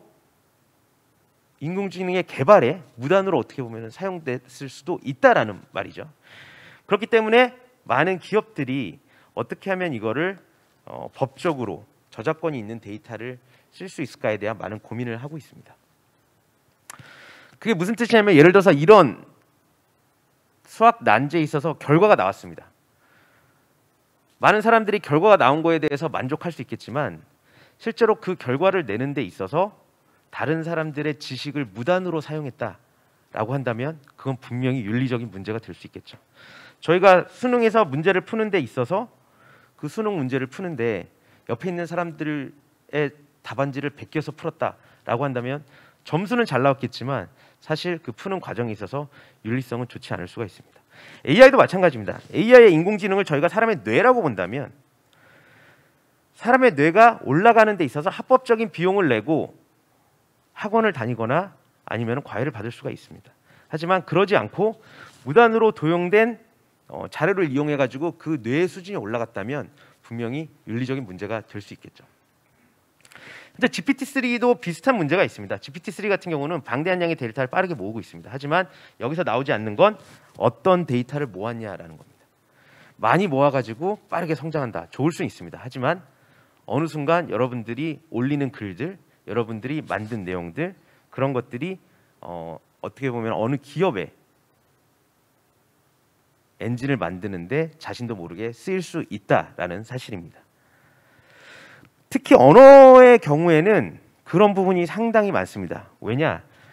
이미지나 이런 부분에 있어서도 물론 사람들이 많이 올리지만 저희가 매일 살아가는 데 있어서 글을 쓰고 여러분도 오늘 오시면서 많은 텍스트를 했을 거고요. 통화도 했을 거고요. 책도 봤을 거고요. 여러 가지 행위를 하는 데 있어서 언어라는 게 분명히 들어가 돼 있고요. 제가 지금 발화를 하는 내용 또 여기 스트리밍이 되면서 녹음되는 내용 동시 통역을 하는 내용 이 내용들도 실질적으로 엔진 학습에 어마어마한 가치를 둡니다. 특히 제가 지금 말을 하는 게 동시 통역이 되고 있는데 이 두 가지가 학습된다면 정말 엔진의 수준이 많이 올라가게 됩니다. 물론 많은 데이터가 있어야겠지만 그 중에서 되게 좋은 데이터가 될 수가 있습니다. 하지만 이게 저의 동의나 지금 통역하시는 분의 동의가 없이 사용된다라고 한다면은 그것도 분명히 문제가 되는 거겠죠. 그렇기 때문에 여기서 말씀드리는 효율적인 데이터 수집과 학습이라는 것은 윤리성도 포함이 된다라는 것을 말씀드리려고 합니다. 저희가 미래에 있어서 사실 구해야 되는 데이터들에는 단순히 텍스트 그 다음에 통역에 필요한 데이터도 있겠지만 실제로 말투라는 것도 상당히 중요합니다. 제가 지금 말을 하는 게 동시 통역에서 다른 분의 음성으로 영어로 나가고 있는데요. 실제로 이게 가장 잘 되려면 제 목소리가 영어로 변해서 나가는 게 가장 좋겠죠. 그러려면은 제가 이렇게 말을 할 때 이 말투 역시 빠르게 학습이 돼서 전달될 수 있다면 사실 가장 좋을 겁니다. 참고로 기술은 존재합니다. 여러분들 보시면 유명 정치인이 어떤 말을 하고 이러는 데 있어서 실제로 그 정치인이 말을 하지 않았지만 우리가 아까 말씀하신 TTS 텍스트 스피치를 통해 가지고 발화가 됐는데 그 보이스 그 편집이라고 그러죠. 저희가 음성 편집을 통해 가지고 실제로 그 정치인의 목소리로 나가는 그런 것들을 볼 수가 있는데요. 지금 현재는 구해야 되는 데이터의 양이라든지 아니면 녹음돼야 되는 게 상당히 많기 때문에 어떤 개인의 말투까지 포커스하기는 쉽지가 않습니다. 하지만 미래가 된다면 분명히 개인의 말투까지 포함이 돼서 통역으로 전달될 수 있는 가능성도 분명히 존재할 겁니다. 저희 회사 같은 경우는 이런 데이터를 합법적으로 모으고 그 다음에 그걸 전달하는 데 있어서 이제 포커스가 되어 있고요. 자체 API를 클라이언트의 API에 넣어서 그 안에서 일어나는 언어 데이터, 음성, 말투 모든 부분을 저희 쪽에 들어와서 수정을 하게 됩니다. 그 수정을 한 것을 다시 클라이언트한테 보내고요. 이런 부분에 있어서 엔진을 학습시키고 애큐러시, 정확도를 높이게 됩니다. 여기서 말씀드리지만 이 음성이라든지 이 텍스트나 이런 부분은 완전히 사람의 손을 떠나기는 쉽지가 않습니다. 아까 말씀드렸던 것처럼 주관성도 상당히 있고요. 언어라는 거는 창조성도 있기 때문에 그 부분에 있어서 내가 발화한 것이 맞는지에 대한 기계적인 검증이 쉽지 않을 수가 있습니다. 그렇기 때문에 사람들을 통해서 검증을 받게 되는 거죠. 그걸 저희는 집단 지성을 활용을 하고 있습니다. 그래서 저희 웹이라든가 앱에 접속하면 많은 워커들이 실제로 이 사람이 발화한 부분들이 맞는 것인가, 기계가 이해한 부분이 맞는 것인가, 그런 부분을 수정을 하게 되고요. 그렇게 수정한 부분이 다시 학습이 돼서 다음번에 있을 때 훨씬 더 좋은 퀄리티의 인공지능을 만나 보실 수가 있는 겁니다. 이거는 이제 저희 그 플로우를 보여드리는 건데요. 예를 들어서 어떤 저희 클라이언트를 통해서 텍스트가 들어온다면 텍스트를 통한 번역 데이터만 생성하는 게 아니라 그 텍스트를 이미지로 바꿨을 때, 혹은 음성으로 바꿨을 때, 그리고 그 텍스트를 다른 언어로 바꿨을 때, 혹은 사투리로 바꿨을 때 어떻게 변하는지를 전부 다 모아서 하나의 큰 그 폴더를 만들게 되는 것입니다.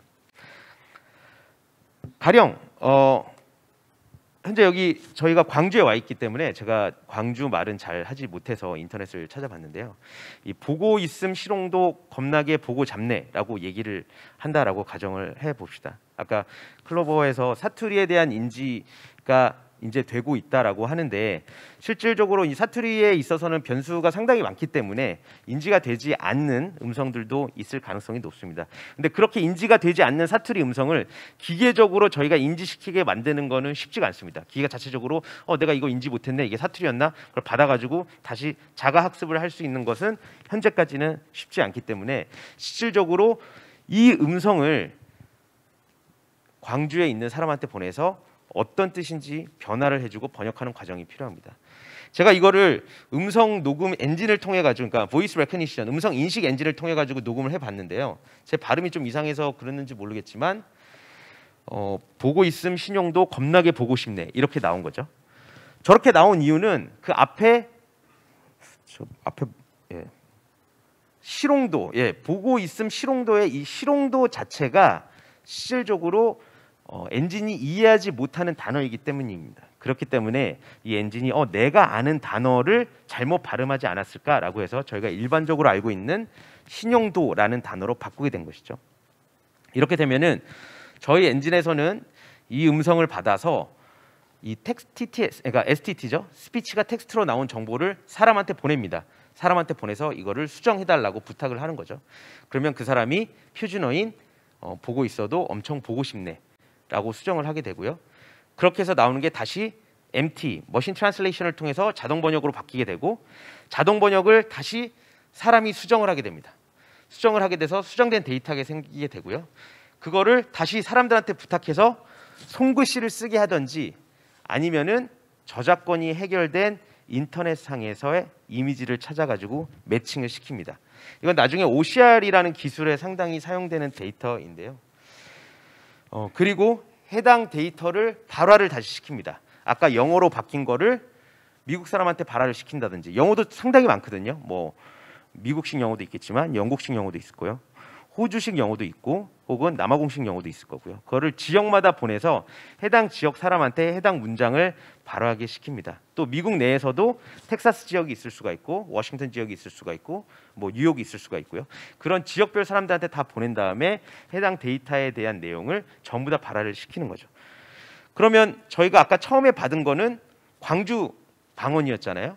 보고 있음 실용도 겁나게 보고 잡네라는 그 내용 자체가 상당히 빠른 시간 안에, 거의 한 1시간 내의 시간 동안 엄청나게 많은 국가의 언어의 방언으로까지 다 바뀌게 되는 상황입니다.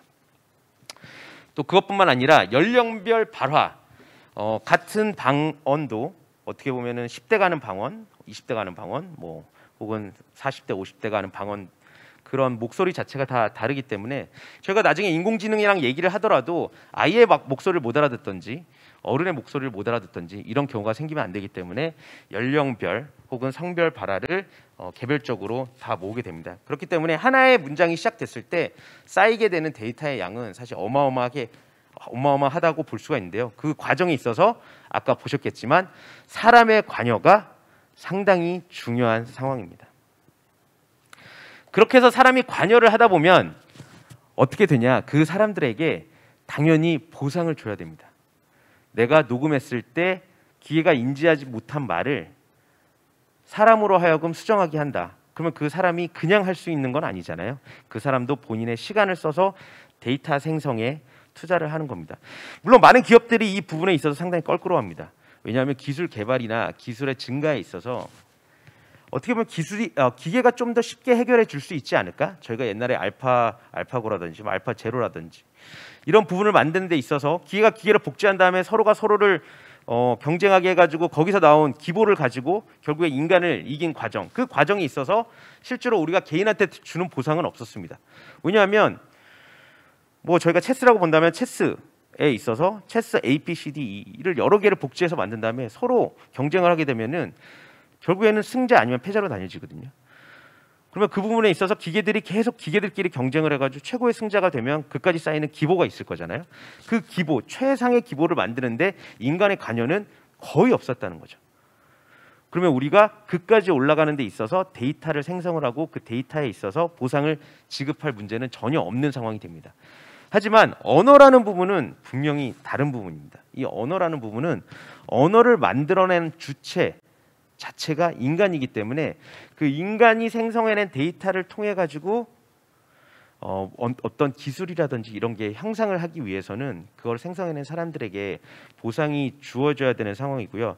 현재 미국 같은 경우도 2013년 이후로 이런 인공지능 학습에 있어서 특히 언어에 있어서 데이터 저작권에 대해서 상당히 중요하게 생각을 하고 있는 상황인 거고, 한국도 2018년 정도 이후부터 이런 언어 인공지능에 있어서 엔진을 개발하고 향상시키는데 저작권 문제를 상당히 중시하고 있습니다. 네이버 같은 경우도 현재 어학사전이라든지 또 파파고라든지 언어 인공지능에 있어서 음성 인식이라든지 이런 걸 학습하는 데 있어서 저작권을 상당히 중요하게 여기고 있고, 그 부분에 있어서 많은 법 제도를 또 같이 논의하고 있는 걸로 알고 있고요. 그렇기 때문에 저희가 언어 인공지능을 지금까지 쭉 말씀드린 거에 대해서 좀 얘기를 말씀드리면, 결국에는 저희가 생각하는 완벽한 언어 인공지능 나오는 거, 여러분들이 제가 말씀드리는 거를 제 목소리로 정확하게 통역돼서 전달되는 거, 이런 것은 쉽지 않을 수가 있다. 그렇기 때문에 메타버스 상에서도 언어 인공지능이라는 것이 분명히 어색함이 먼 미래에도 존재할 수밖에 없는 상황이다라는 거고요. 그래도 아까 처음에 저는 그 소장님 말씀하신 거에 대해 공감을 했는데, 저는 이제 네이버 소장님이 오신다 그래서 초인공지능은 분명히 나올 거고요, 우리가 열심히 하면 나올 겁니다, 이렇게 얘기하실 거다라고 생각을 했는데, 그 부분은 쉽지 않다. 현실적으로 말씀해 주신 거, 또 결국은 기계의 역할은 인간을 도와주는 거다라는 말씀을 하셨습니다. 그래서 언어 인공지능이 완벽하게 되는 거는 쉽지 않을 수가 있습니다. 하지만 지금 성능은 많이 올라가고 있고요.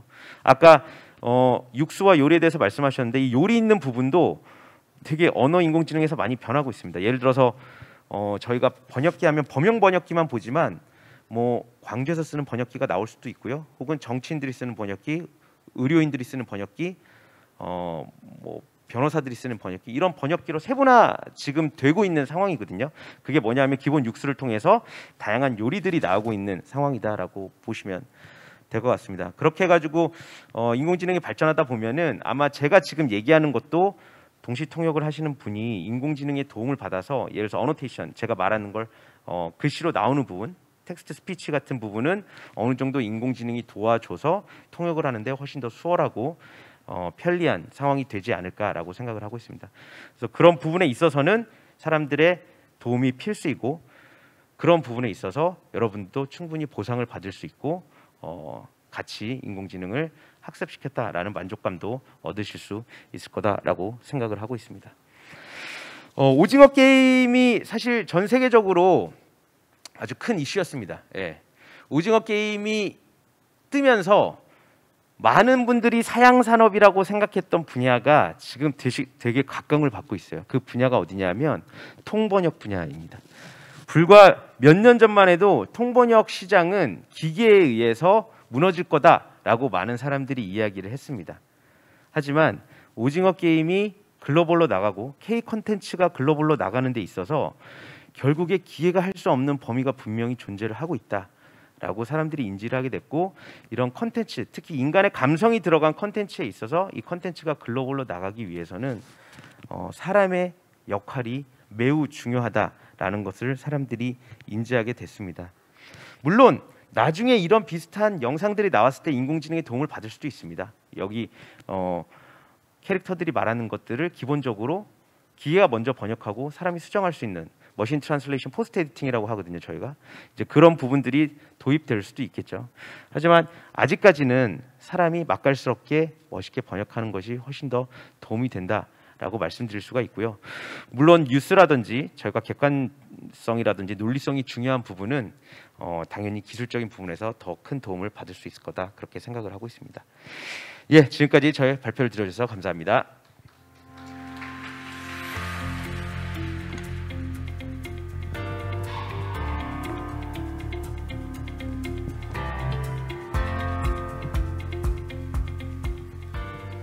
네, 오늘도 멋진 강연 해주신 이정수 대표님이었습니다.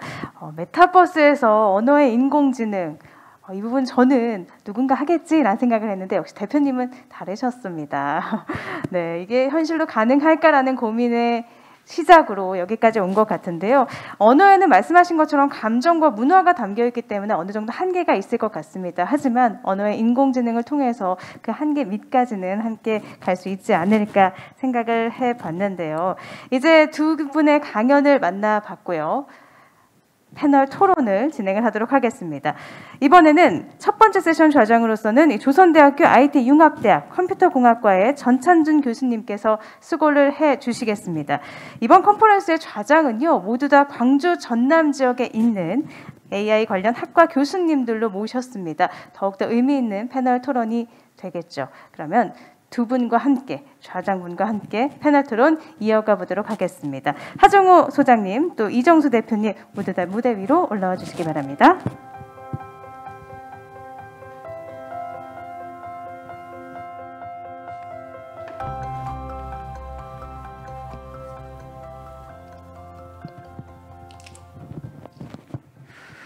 예, 안녕하십니까. 저는 조선대학교 컴퓨터공학과의 전찬준이라고 하고요.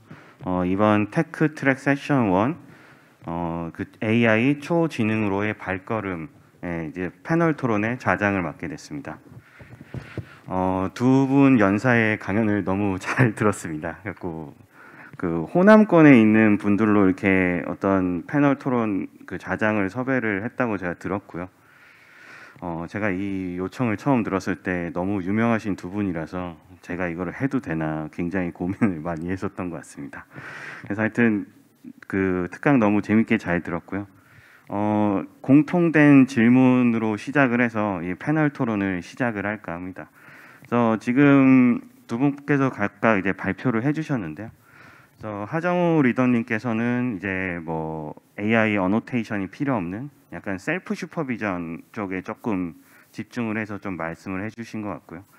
그 다음에 이제 그 이정수 대표님께서는 플리토, 이정수 대표님께서는 그 약간 집단지성을 이용한 어떤 데이터의 어떤 어노테이션이랄까요? 그런 게 좀 필요하다고 해서 조금은 어떻게 보면 두 개가 좀 대립되는 개념이라고도 얘기할 수 있지 않을까 생각을 하고 있습니다. 그래서 각각에 대해서 조금 의견을 조금 들었으면 좋겠는데요.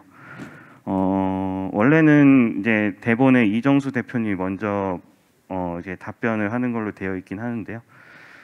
발표를 하정우 리더님이 먼저 하셨으니까 리더님 먼저 답변해 주시면 감사하겠습니다. 네.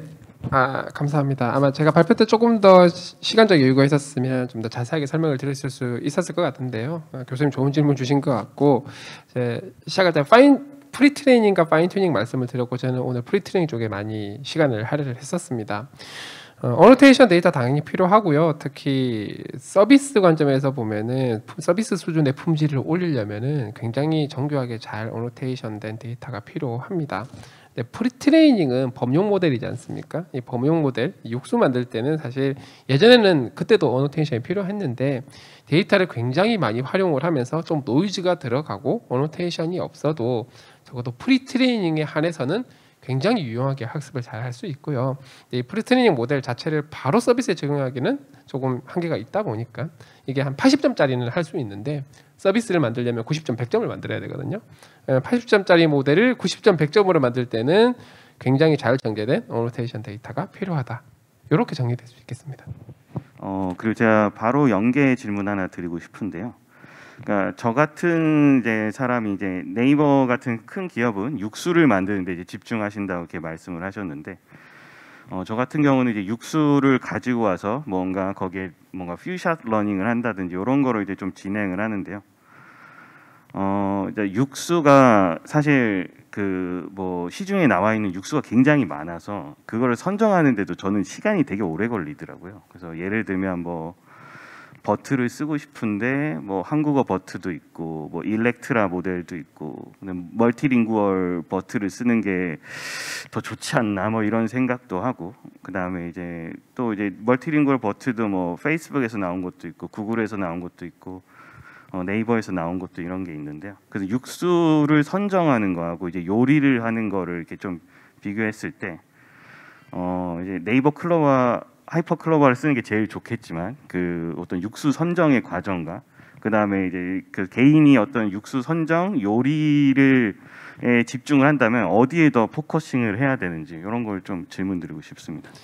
네, 결국은 궁극적인 목적은 내 요리를 잘 만드는 게 중요하지 않습니까? 그 얘기는 내 요리에 대한 이해가 굉장히 중요하고요.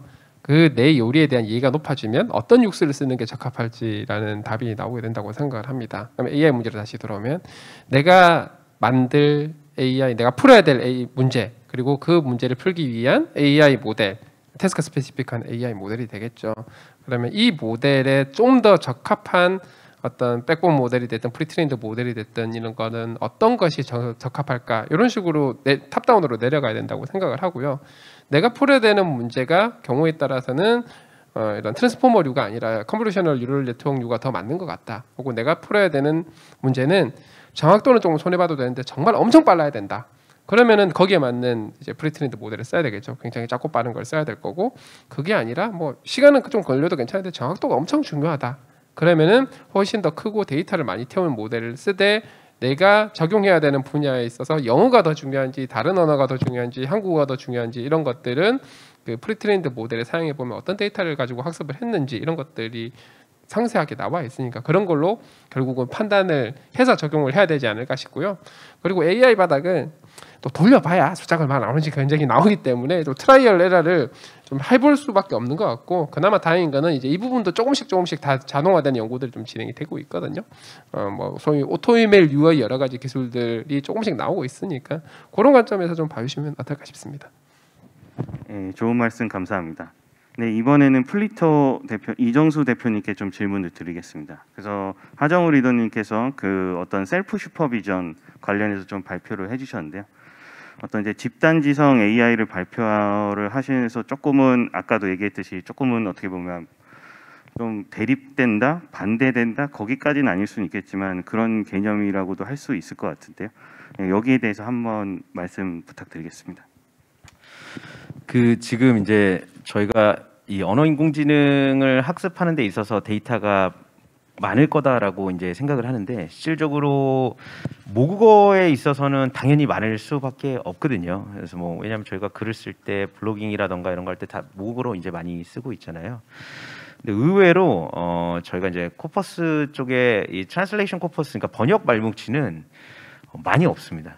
그래서 특히 이제 한국어나 뭐 영어처럼 저희가 많이 쓰는 언어 말고 뭐 한국어랑 인도네시아라든지 한국어랑 태국어, 혹은 뭐 태국어에서 힌디어라든지, 저희가 언어상으로 따져보면은 사실 세상에 존재하는 언어상은 엄청 많잖아요. 그렇기 때문에 저희가 학습되지 않는 부분에 있어서는 지금 중역이라 그래가지고 한국어에서 영어로 갔다가 영어에서 다른 언어로 가는 그런 방식을 많이 쓰고 있는데, 뭐 때론 중역이 더 좋은 결과가 나오기도 합니다. 왜냐하면 데이터가 많이 없기 때문에. 그렇기 때문에 지금 많은 인공지능 회사들이 인공지능의 애큐러시를, 엔진 애큐러시를 높이기 위해서는 아까 파인 튜닝 쪽에 있어가지고 사실 상당히 많은 데이터들을 지금 넣어야 되는 상황이고요. 그런 부분에 있어서 기계가 만약 스스로 생성해가지고 뭔가를 집어넣을 수 있었던 상황이었다면은 실질적으로 이쪽 데이터 쪽 언어 데이터 시장이 성장하지 못했을 수도 있습니다. 하지만 지금 언어 데이터 시장은 2016년 언어인공지능이 본격화됐던, 저희가 이제 팝하고도 2016년에 나왔거든요. 그래서 그 이후부터 어마어마하게 빠른 속도로 성장이 되고 있고요. 그 성장하는 데이터 분야에 있어서 대부분의 그 일을 수동으로 처리를 하고 있습니다. 그래서 저희가 뭐 그걸 하는 데 있어서 저희 회사도 같이 성장을 했던 부분들이 있고요. 그래서 미래로 볼 때 많은 사람들이 데이터가 충분해지면은 그러면 인공지능이 어느 정도 한계까지 가면은 사실 그런 부분이 필요하지 않을 수도 있지 않냐라고 얘기를 하는데, 아까 말씀하셨던 것처럼 범용적인 분야도 지금 부족해가지고 성장하고 있는 부분에 이제 특화 분야까지 들어가게 되면은 결국엔 사람이 손을 대야 되는 부분은 훨씬 더 많아질 거다라고 생각을 하고요.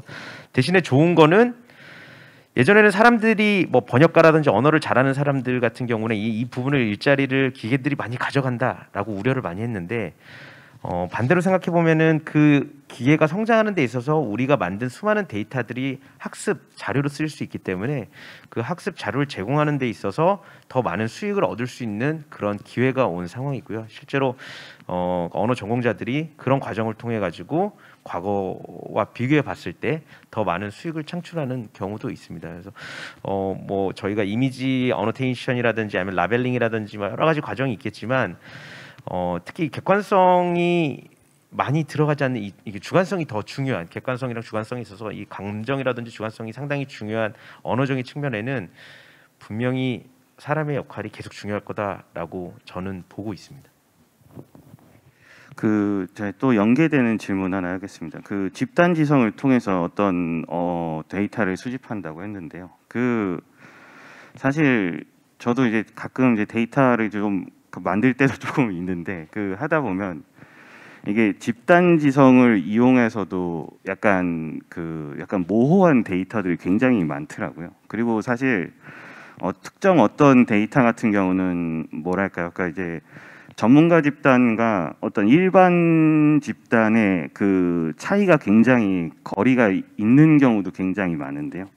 이런 경우에는 집단 지성을 이용해서 어떻게 해결할 수 있을까요? 그 집단 지성이 갖는 가장 큰 맹점이 뭐냐면은 그 데이터를 생성해낸 사람들에 대한 그 밸리데이션이 잘 안 되는 경우, 평가가 잘 안 되는 경우들이 있거든요.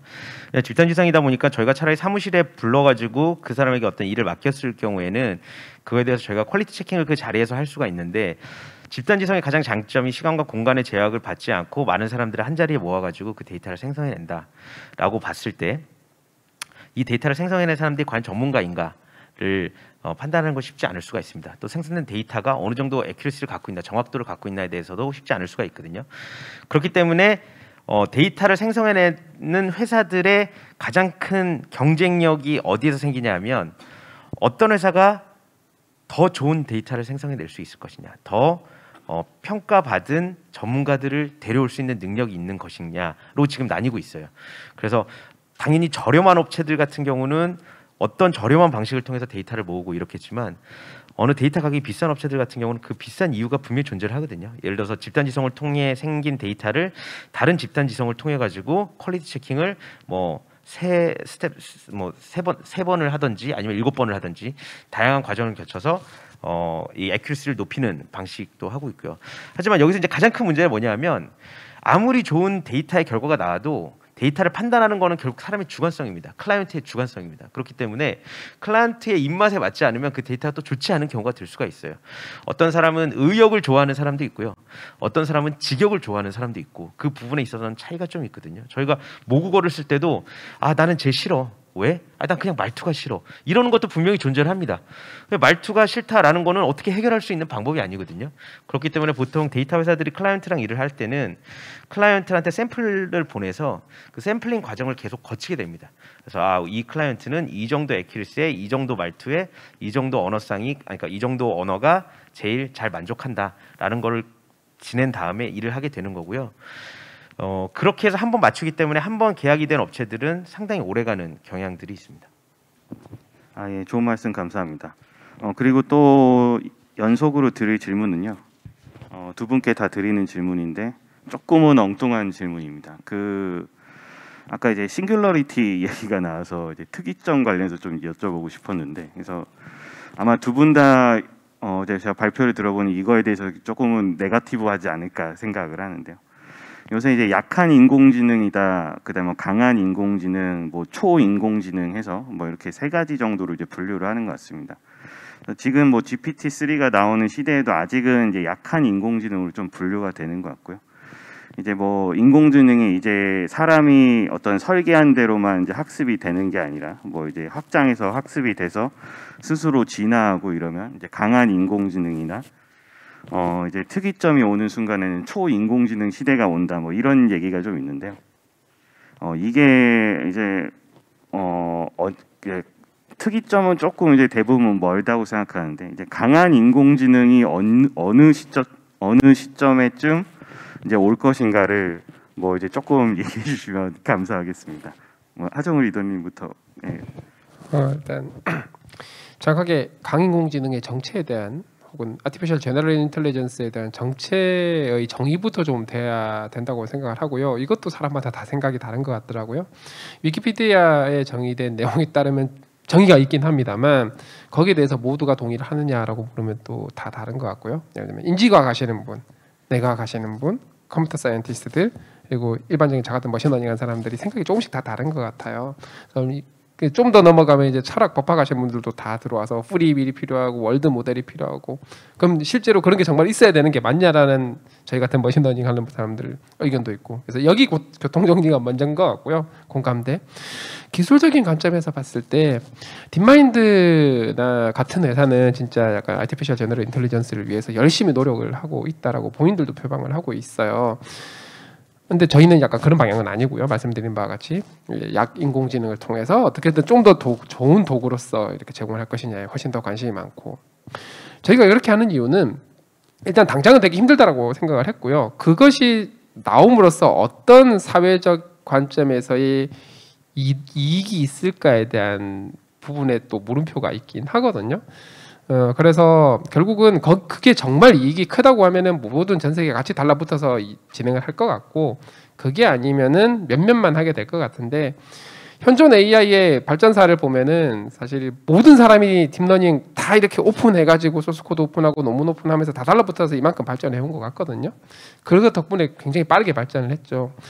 제너럴 인텔리전스는 현재 그런 상황은 또 아니라서 그런 것들이 좀 속도를 늦게 하는 게 아닌가 싶기도 하고 그래서 저는 제 개인적으로는 가까운 시기에 그 소위 말하는 굉장히 엄격한 의미의 강인공지능이 달성되기 쉽지 않을 것 같다. 그래서 커즈와일이 특이점 얘기를 하면서 해놓은 어떤 지식 총합체랑은 또 다른 개념이라서 그냥 뭐 데이터 많고 지식 이렇게 합체됐다고 그게 실제로 인공지능과 같은 거냐라고 하면 또 다른 거잖아요. 예, 그런 관점에서 조금 네거티브하게 설명을 드렸다고 보시면 될 것 같습니다. 감사합니다. 요거에 대해서도 이정수 대표님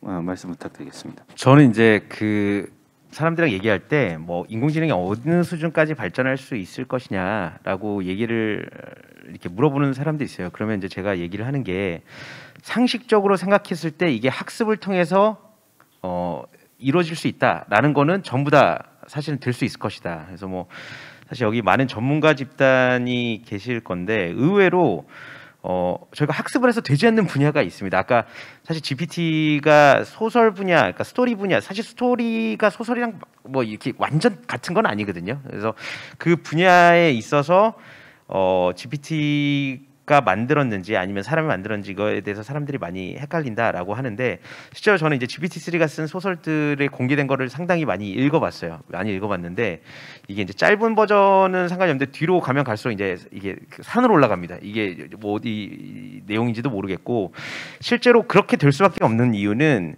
이 GPT-3가 전반적인 그 철학이라든지 뭔가 주제를 갖고 글을 쓴다기보다는 나와 있는 주제 하나와 문장, 앞문장에 따라 가지고 뒷문장을 계속 연결하는 구조로 글을 쓰게 되어 있거든요. 그러다 보니까 저희가 어떤 시를 썼을 때 뭐 한용운의 님의 침묵이라는 시를 썼을 때 님은 누구를 뜻하는 것인가, 이 시는 누구를 지칭한 것인가, 이 시에 담겨져 있는 철학은 무엇인가를 고민을 하게 되는데 실제로 GPT가 시를 쓰거나 이럴 때는 그런 고민이 전혀 없다라는 거죠. 단순히 어떤 단어를 넣었을 때 이 단어가 그 다음에 나왔어야 사람들이 좋아하더라. 데이터적으로 봤을 때 이 단어 다음에 이 단어가 왔더니 사람들이 감동을 많이 받더라 라고 하는 부분을 쭉 집어넣어 가지고 사실 시를 만들게 되는 부분이 있다라는 거죠. 그 말은 무슨 뜻이냐면 많은 사람들이 의외로 지금 우리가 갖고 있는 전문적인 직업은 오래 살아남고 감정이 들어간 직업은 기계에 의해서 대체될 거다라고 오해를 하시는 분들이 많은데 차라리 반대가 될 가능성이 상당히 있다. 논리적인 부분은 기계가 훨씬 더 잘하는 부분일 수가 있거든요.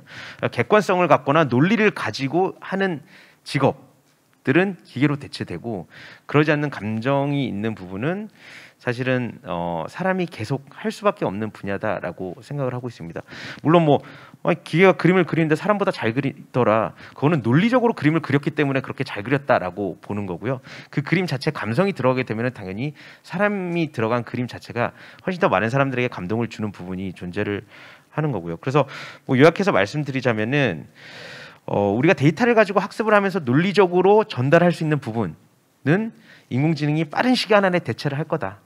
하지만 그러지 않는 부분, 감성 있는 부분은 실제로 하기 힘들 것이다. 예를 들어서 메타버스 안에서도 제가 친구랑 얘기할 때는 친구가 완벽하고 논리적이어서 제가 그 친구랑 친해지는 게 아니거든요. 제가 친구랑 얘기하다 보면은 저도 부족한 점이 있고 친구도 부족한 점이 있고 발음도 부족한 점이 있고 혹은 뭐 논리도 안 맞는 부분도 있고 그런 부분에 있어서 인간성을 느끼고 가까워지는 게 있는데 저희가 아까 말했던 NPC라든지 아니면 메타버스상에서 인공지능이 아무리 잘 된다고 하던들 그 인공지능은 너무 객관적이고 너무 논리적일 거다라는 거죠. 그러다 보면은 상당히 그런 부분에 있어서 많은 사람들이 처음에는 와 대단하다라고 생각을 할 거예요. 지금처럼.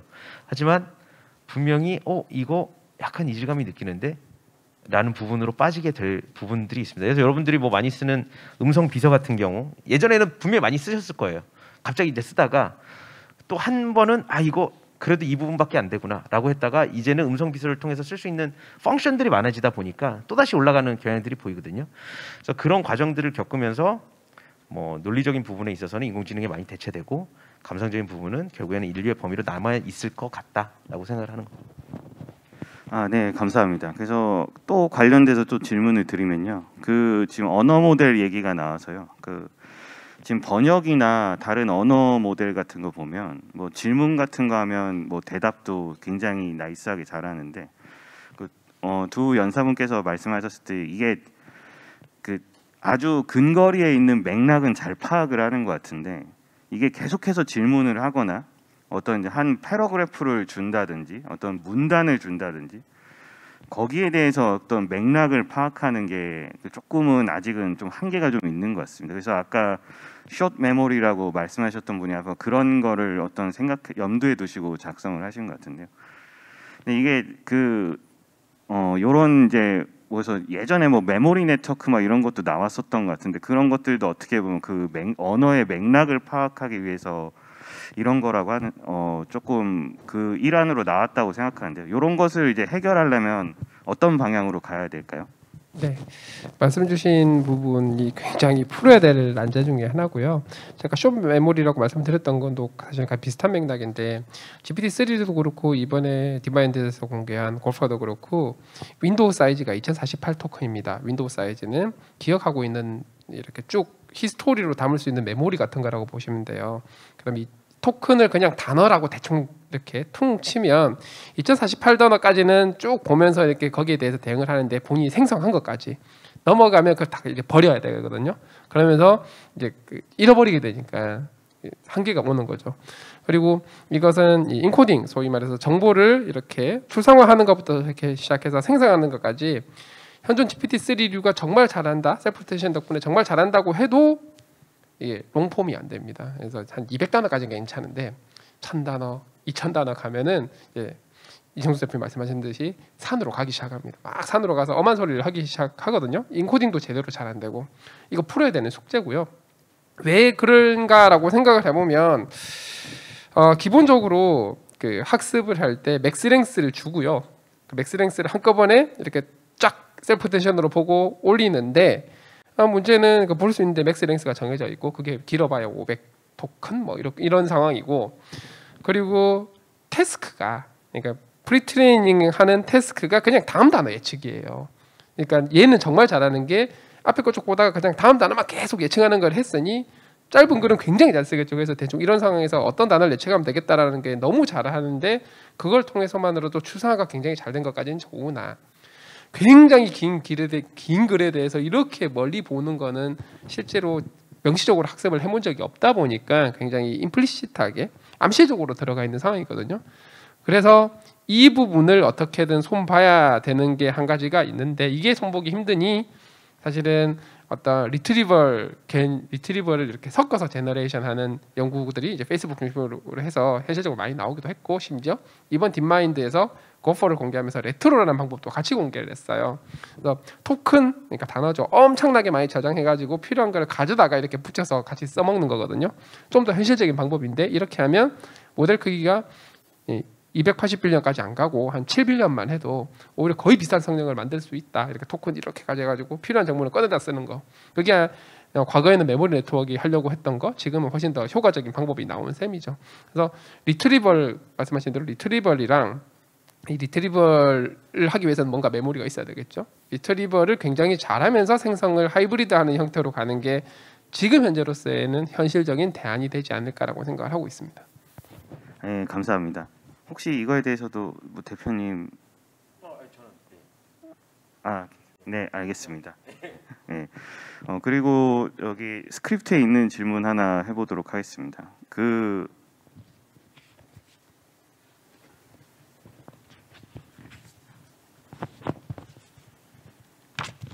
지금 네이버하고 그다음 이제 플리터하고 이제 MOU 협약을 맺어서 이제 보도자료도 많이 발표가 되었는데요. 이 MOU 협약을 맺어서 이제 각자 협업을 통해서 어떤 목표를 이루고자 하는지 좀 의중이 있으신지. 네. 예, 저희 뭐 플리터 같은 경우는 이제 네이버와 전략적인 이 협약이 되어 있는데요. 사실 저희 회사만 그런 게 아니라 아까 이제 수장님 발표에서 보셨듯이 이제 네이버가 인공지능의 발전이랑 어떻게 보면 국가 기술력 제고를 위해서 많은 산학기관이라든지 아니면은 회사들과 파트너십을 이루고 있는 관계입니다. 그래서 그 내용은 그 육수에 들어가는 재료를 어떻게 할 것이냐, 또 이것을 파인 튜닝하는데 또 어떻게 갈 것이냐에 대해서 폭넓게 고민을 하고 결국엔 이걸 통해 가지고 저희 같은 경우는 뭐 다른 회사는 또 이미지 쪽도 있지만 저희 같은 경우는 언어 분야에 있어서 한국어가 사실 메이저 언어가 아니잖아요. 그렇기 때문에 국내 기업들이 열심히 개발을 해서 만드는 것들이 결국에는 해외에서도 쓰일 수 있는 상황이거든요. 그래서 그런 것들을 어떻게 잘 만들어서 한국어의 위상이라든지 아니면 한국어와 관련된 것들을 발전시킬 것인가, 그런 부분에 있어서 서로 뭐 다방면으로 협업을 하자라는 폭넓은 범위라고 보시면 되고요. 세세한 내용 같은 경우는 사실은 뭐 다들 기업들이 NDA라는 게 있어서 어떤 부분을 어떻게 세세하게 한다, 뭐 재료를 우리가 어떻게 다듬을 것이다, 그런 거는 뭐 며느리도 알려주지 않는 그 맛집 사장님의 비밀이기 때문에 기업과 기업 간의 그 MOU에 있어서도 사실 공개가 되지는 않을 거다라고 생각은 하고 있습니다. 어쨌든 다방면으로 저희 기업 외에도 인공지능 데이터 업체 또 기술 업체들이, 스타트업들이 네이버를 필두로 많이 모여서 국가 인공지능 산업의 경쟁력 제고를 위해서 열심히 노력하고 있다라고 생각해 주시면 될 것 같습니다. 예, 감사합니다. 이제 미래에 대해서 조금 질문을 드리고 싶은데요. 사실 한 2016, 2017 이때 보면 그때는 이제 제가 알기로 이제 셀프 슈퍼비전보다는 이제 생성 모델 쪽에, 제너러티브 모델 쪽에 굉장히 뜨거웠었던 것 같은데요. 어느 순간 이제 뭐 트랜스포머가 나오고 뭐 버트가 나오고 이러면서 또 이제 셀프 슈퍼바이즈드 뭐 이제 뭐 자가 학습이라고 해야 되나요? 뭐 해서 이쪽으로 이제 또 많이 이제 좀 인공지능 전문가들이 포커싱을 맞추고 있는 것 같습니다. 이제 셀프 슈퍼바이즈드 다음으로 또 이제 앞으로 너무 빠르게 변하기 때문에 한 1, 2년 뒤에는 또 어떤 것들이 좀 뭔가 좀 화두가 될지 좀, 네. 그걸 예측하기가 굉장히 힘든데 그 알면 제가 열심히 논문을 쓰고 있겠죠. 먼저 들어가서 셀프 슈퍼비전이 가져온 가장 막강한 영향력은 어쨌든 굉장히 좋은 피처들을 만들 수 있다라는 거고요. 데이터의 힘을 얻어서 그 덕분에 GPT-3도 사실 생성 모델인데 굉장히 좋은 글을 쓰는 생성 모델이 만들어질 수 있었던 것 같아요. 뭐 트랜스포머와 셀프 슈퍼비전 덕분에. 앞으로 나가는 방향은 어떤 게 될 거냐라고 보면 어쨌든 벌트가 2018년에 처음 나왔을 때 2019년, 2020년 한참 이 큰 모델을 작게 잘 쓸 수 있는 뭐 디스틸레이션이 됐든 혹은 프로닝이 됐든 이쪽 작게 잘 쓸 수 있는 연구들이 굉장히 많이 나왔고요. 이미지 쪽도 2015년 네즈넷 그다음에 뭐 댄스넷 이런 게 나온 이후로 또 디스틸레이션 연구가 굉장히 많이 나오면서 이제 모바일 랩 같은 굉장히 작고 잘 쓸 수 있는 연구들이 굉장히 많이 나온 것 같거든요. GPT-3류가 나오고 이 큰 모델을 실제 효과적으로 작게 빠르게 잘 적용할 수 있는 연구들은 당연히 나올 거라고 생각을 하고요. 그리고 그 대표적인 케이스가 사실 요즘 또 핫하게 뜨기 시작한 올 초부터 뜨기 시작한 것 같은데 프롬프트 베이스드 러닝이 약간 그런 건 것 같아요. 큰 본체를 이렇게 수정하는 거는 서로 굉장히 부담스럽기 때문에 포개팅이 발생을 하거든요. 그러면 본체는 냅두고 파라미터 조금만 얹어가지고 그 얹은 거를 조금만 수정해가면서 훨씬 더 이 큰 본체를 잘 활용할 수 있는 연구들, 프롬프트의 약간 프롬프트 베이스 러닝의 기본 철학인데 이런 것들은 여전히 잘 될 것 같고, 그리고 어쨌든 이 나머지는 이제 퓨샷 관련해서 프롬프트 베이스 러닝도 뭐 같은 계열이지만 퓨샷을 통해서 어떻게든 이 큰 모델을 잘 활용할 수 있는 방법들, 뭐 이런 것들이 좀 각광을 받지 않을까 싶고, 그리고 잘 만들어진 피처들을 가지고 이제 RL이 좀 더 잘 되지 않을까. RL은 뭐 이렇게 RL이 리얼월드로 나오지 못하는 이유 중에 하나가 사실은 리프레젠테이션 러닝 부분에서 피처가 굉장히 정확하지 못했던 부분이 큰 부분도 있거든요. 그렇다고 한다면 이제 오프라인 RL 스타일로 해서 좀 디시전 트랜스포머를 했듯이 이 굉장히 많은 데이터의 이점을 활용을 해서 좀 더 현실적인 RL 연구 같은 것들도 좀 많이 나오지 않을까 생각을 하고 있습니다. 그리고 또 하나는 이건 사실은 풀어야 되는 문제고 반드시 해야 되는 문제인데, 두 가지가 그 프라이버시 프리저빙 부분을 풀어야 되고요. 이 AI 지속 가능성과 연관이 있는 부분이고, 다른 하나는 에너지 이피션시를 높일 수 있는 방향의 연구도 이거는 해야만 하는 연구라고 생각을 합니다. 답변 감사합니다. 그 시간이 그렇게 많이 남진 않아서요. 짧게 두 분께 모두 다 공통 질문 하나만 더 마지막으로 드리겠습니다. 앞으로 이제 그 네이버 클로바의 리더로 계시고요. 그 플리터의 대표로 계시니까요. 앞으로 이제 뭐 언어 인공지능이든 뭐 지금 인공지능 모델 개발을 위해서 뭐 앞으로 어떤 발걸음을 가실 건지 짧게 말씀 부탁드리겠습니다. 예, 어쨌든 뭐 육수는 잘 만들어질 거다라고 보고 있고요. 뭐 매년 좋은 기술이 나오면서 더 좋은 육술이 나오고 더 간편한 육술이 나올 거라고 생각하고 있고, 그걸 이용한 많은 요리들이 나올 거다라고 생각을 하고 있습니다. 그래서 더 좋은 육수와 요리를 만들 수 있게 열심히 노력을 하겠습니다. 네, 지금 상황이 약간 구한말이랑 비슷한 것 같거든요. 그 열강들의 막 그 침탈, 예전에는 땅덩어리 먹으러 왔지만 요즘은 기술로 이렇게 막 패권 전쟁을 하고 있는 상황이죠. 미국, 중국 싸우는 거 보면은 진짜 무서울 정도인데 미소냉전 이상인 것 같습니다. 이런 환경 속에서 결국 기술 관점에서의 주권을 유지하려면 생태계 구축이 되게 중요하고, 그래서 저희는 저희 네이버 중심으로 해서 여러 스타트업들, 그다음에 학교들 함께 생태계 정말 잘 만들어 가지고 국내 많은 사용자 여러분들께 기여하고 글로벌로 나가서 이제 거꾸로 글로벌로 나가 가지고 기여할 수 있는 방향, 이런 식으로 계속 드라이브를 걸게 될 것 같습니다. 예, 오늘 이제 두 분 연사 말씀 너무 감사드립니다. 저 개인적으로도 좀 여러 가지 질문할 수 있어서 굉장히 뜻깊은 시간이었습니다. 그래서 그 두 분께서 다양한 이야기 전해주셔서 좀 세션 세션 내용이 풍성해지지 않았나 생각을 하고 있고요. 예, 그 패널 토론과 특강을 준비해 주신 두 분 연사께 박수 한 번씩만 부탁드리겠습니다. 네, 이것으로 이 패널 토론은 여기서 마치고요. 그래서 이 테크 1 세션은 이걸로 이제 종료하도록 하겠습니다. 감사합니다.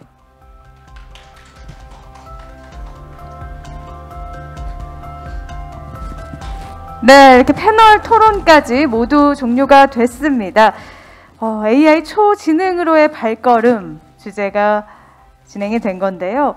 함께 참여해주셨던 하정우 소장님, 이성수 대표님, 그리고 좌장을 맡아주신 전찬준 교수님께도 감사의 인사드립니다. 잠시 후 11시부터는요. 테크트랙의 세션 두 번째죠. AI와 함께하는 디지털 헬스케어라는 주제로 진행을 해보도록 할 예정입니다. 코로나 방역수칙 준수를 위해서요. 해당 세션은 등록 신청을 해주신 참관객들에 한해서 진행이 된다는 점 양해 말씀드립니다. 그리고 세션 첫 번째를 참관하셨던 분이 이어서 두 번째 세션을 들으신다고 하더라도요. 저희가 방역수칙 준수를 위해서 모두 다 퇴장을 하셨다가 다시 입장을 설명을 해주셔야 될 것 같습니다. 이 점도 방역수칙 준수를 위한 조치인 만큼 많은 양해 부탁드립니다. 이상으로 테크트랙 컨퍼런스 여기서 마치도록 하겠습니다. 지금까지 강지혜였습니다.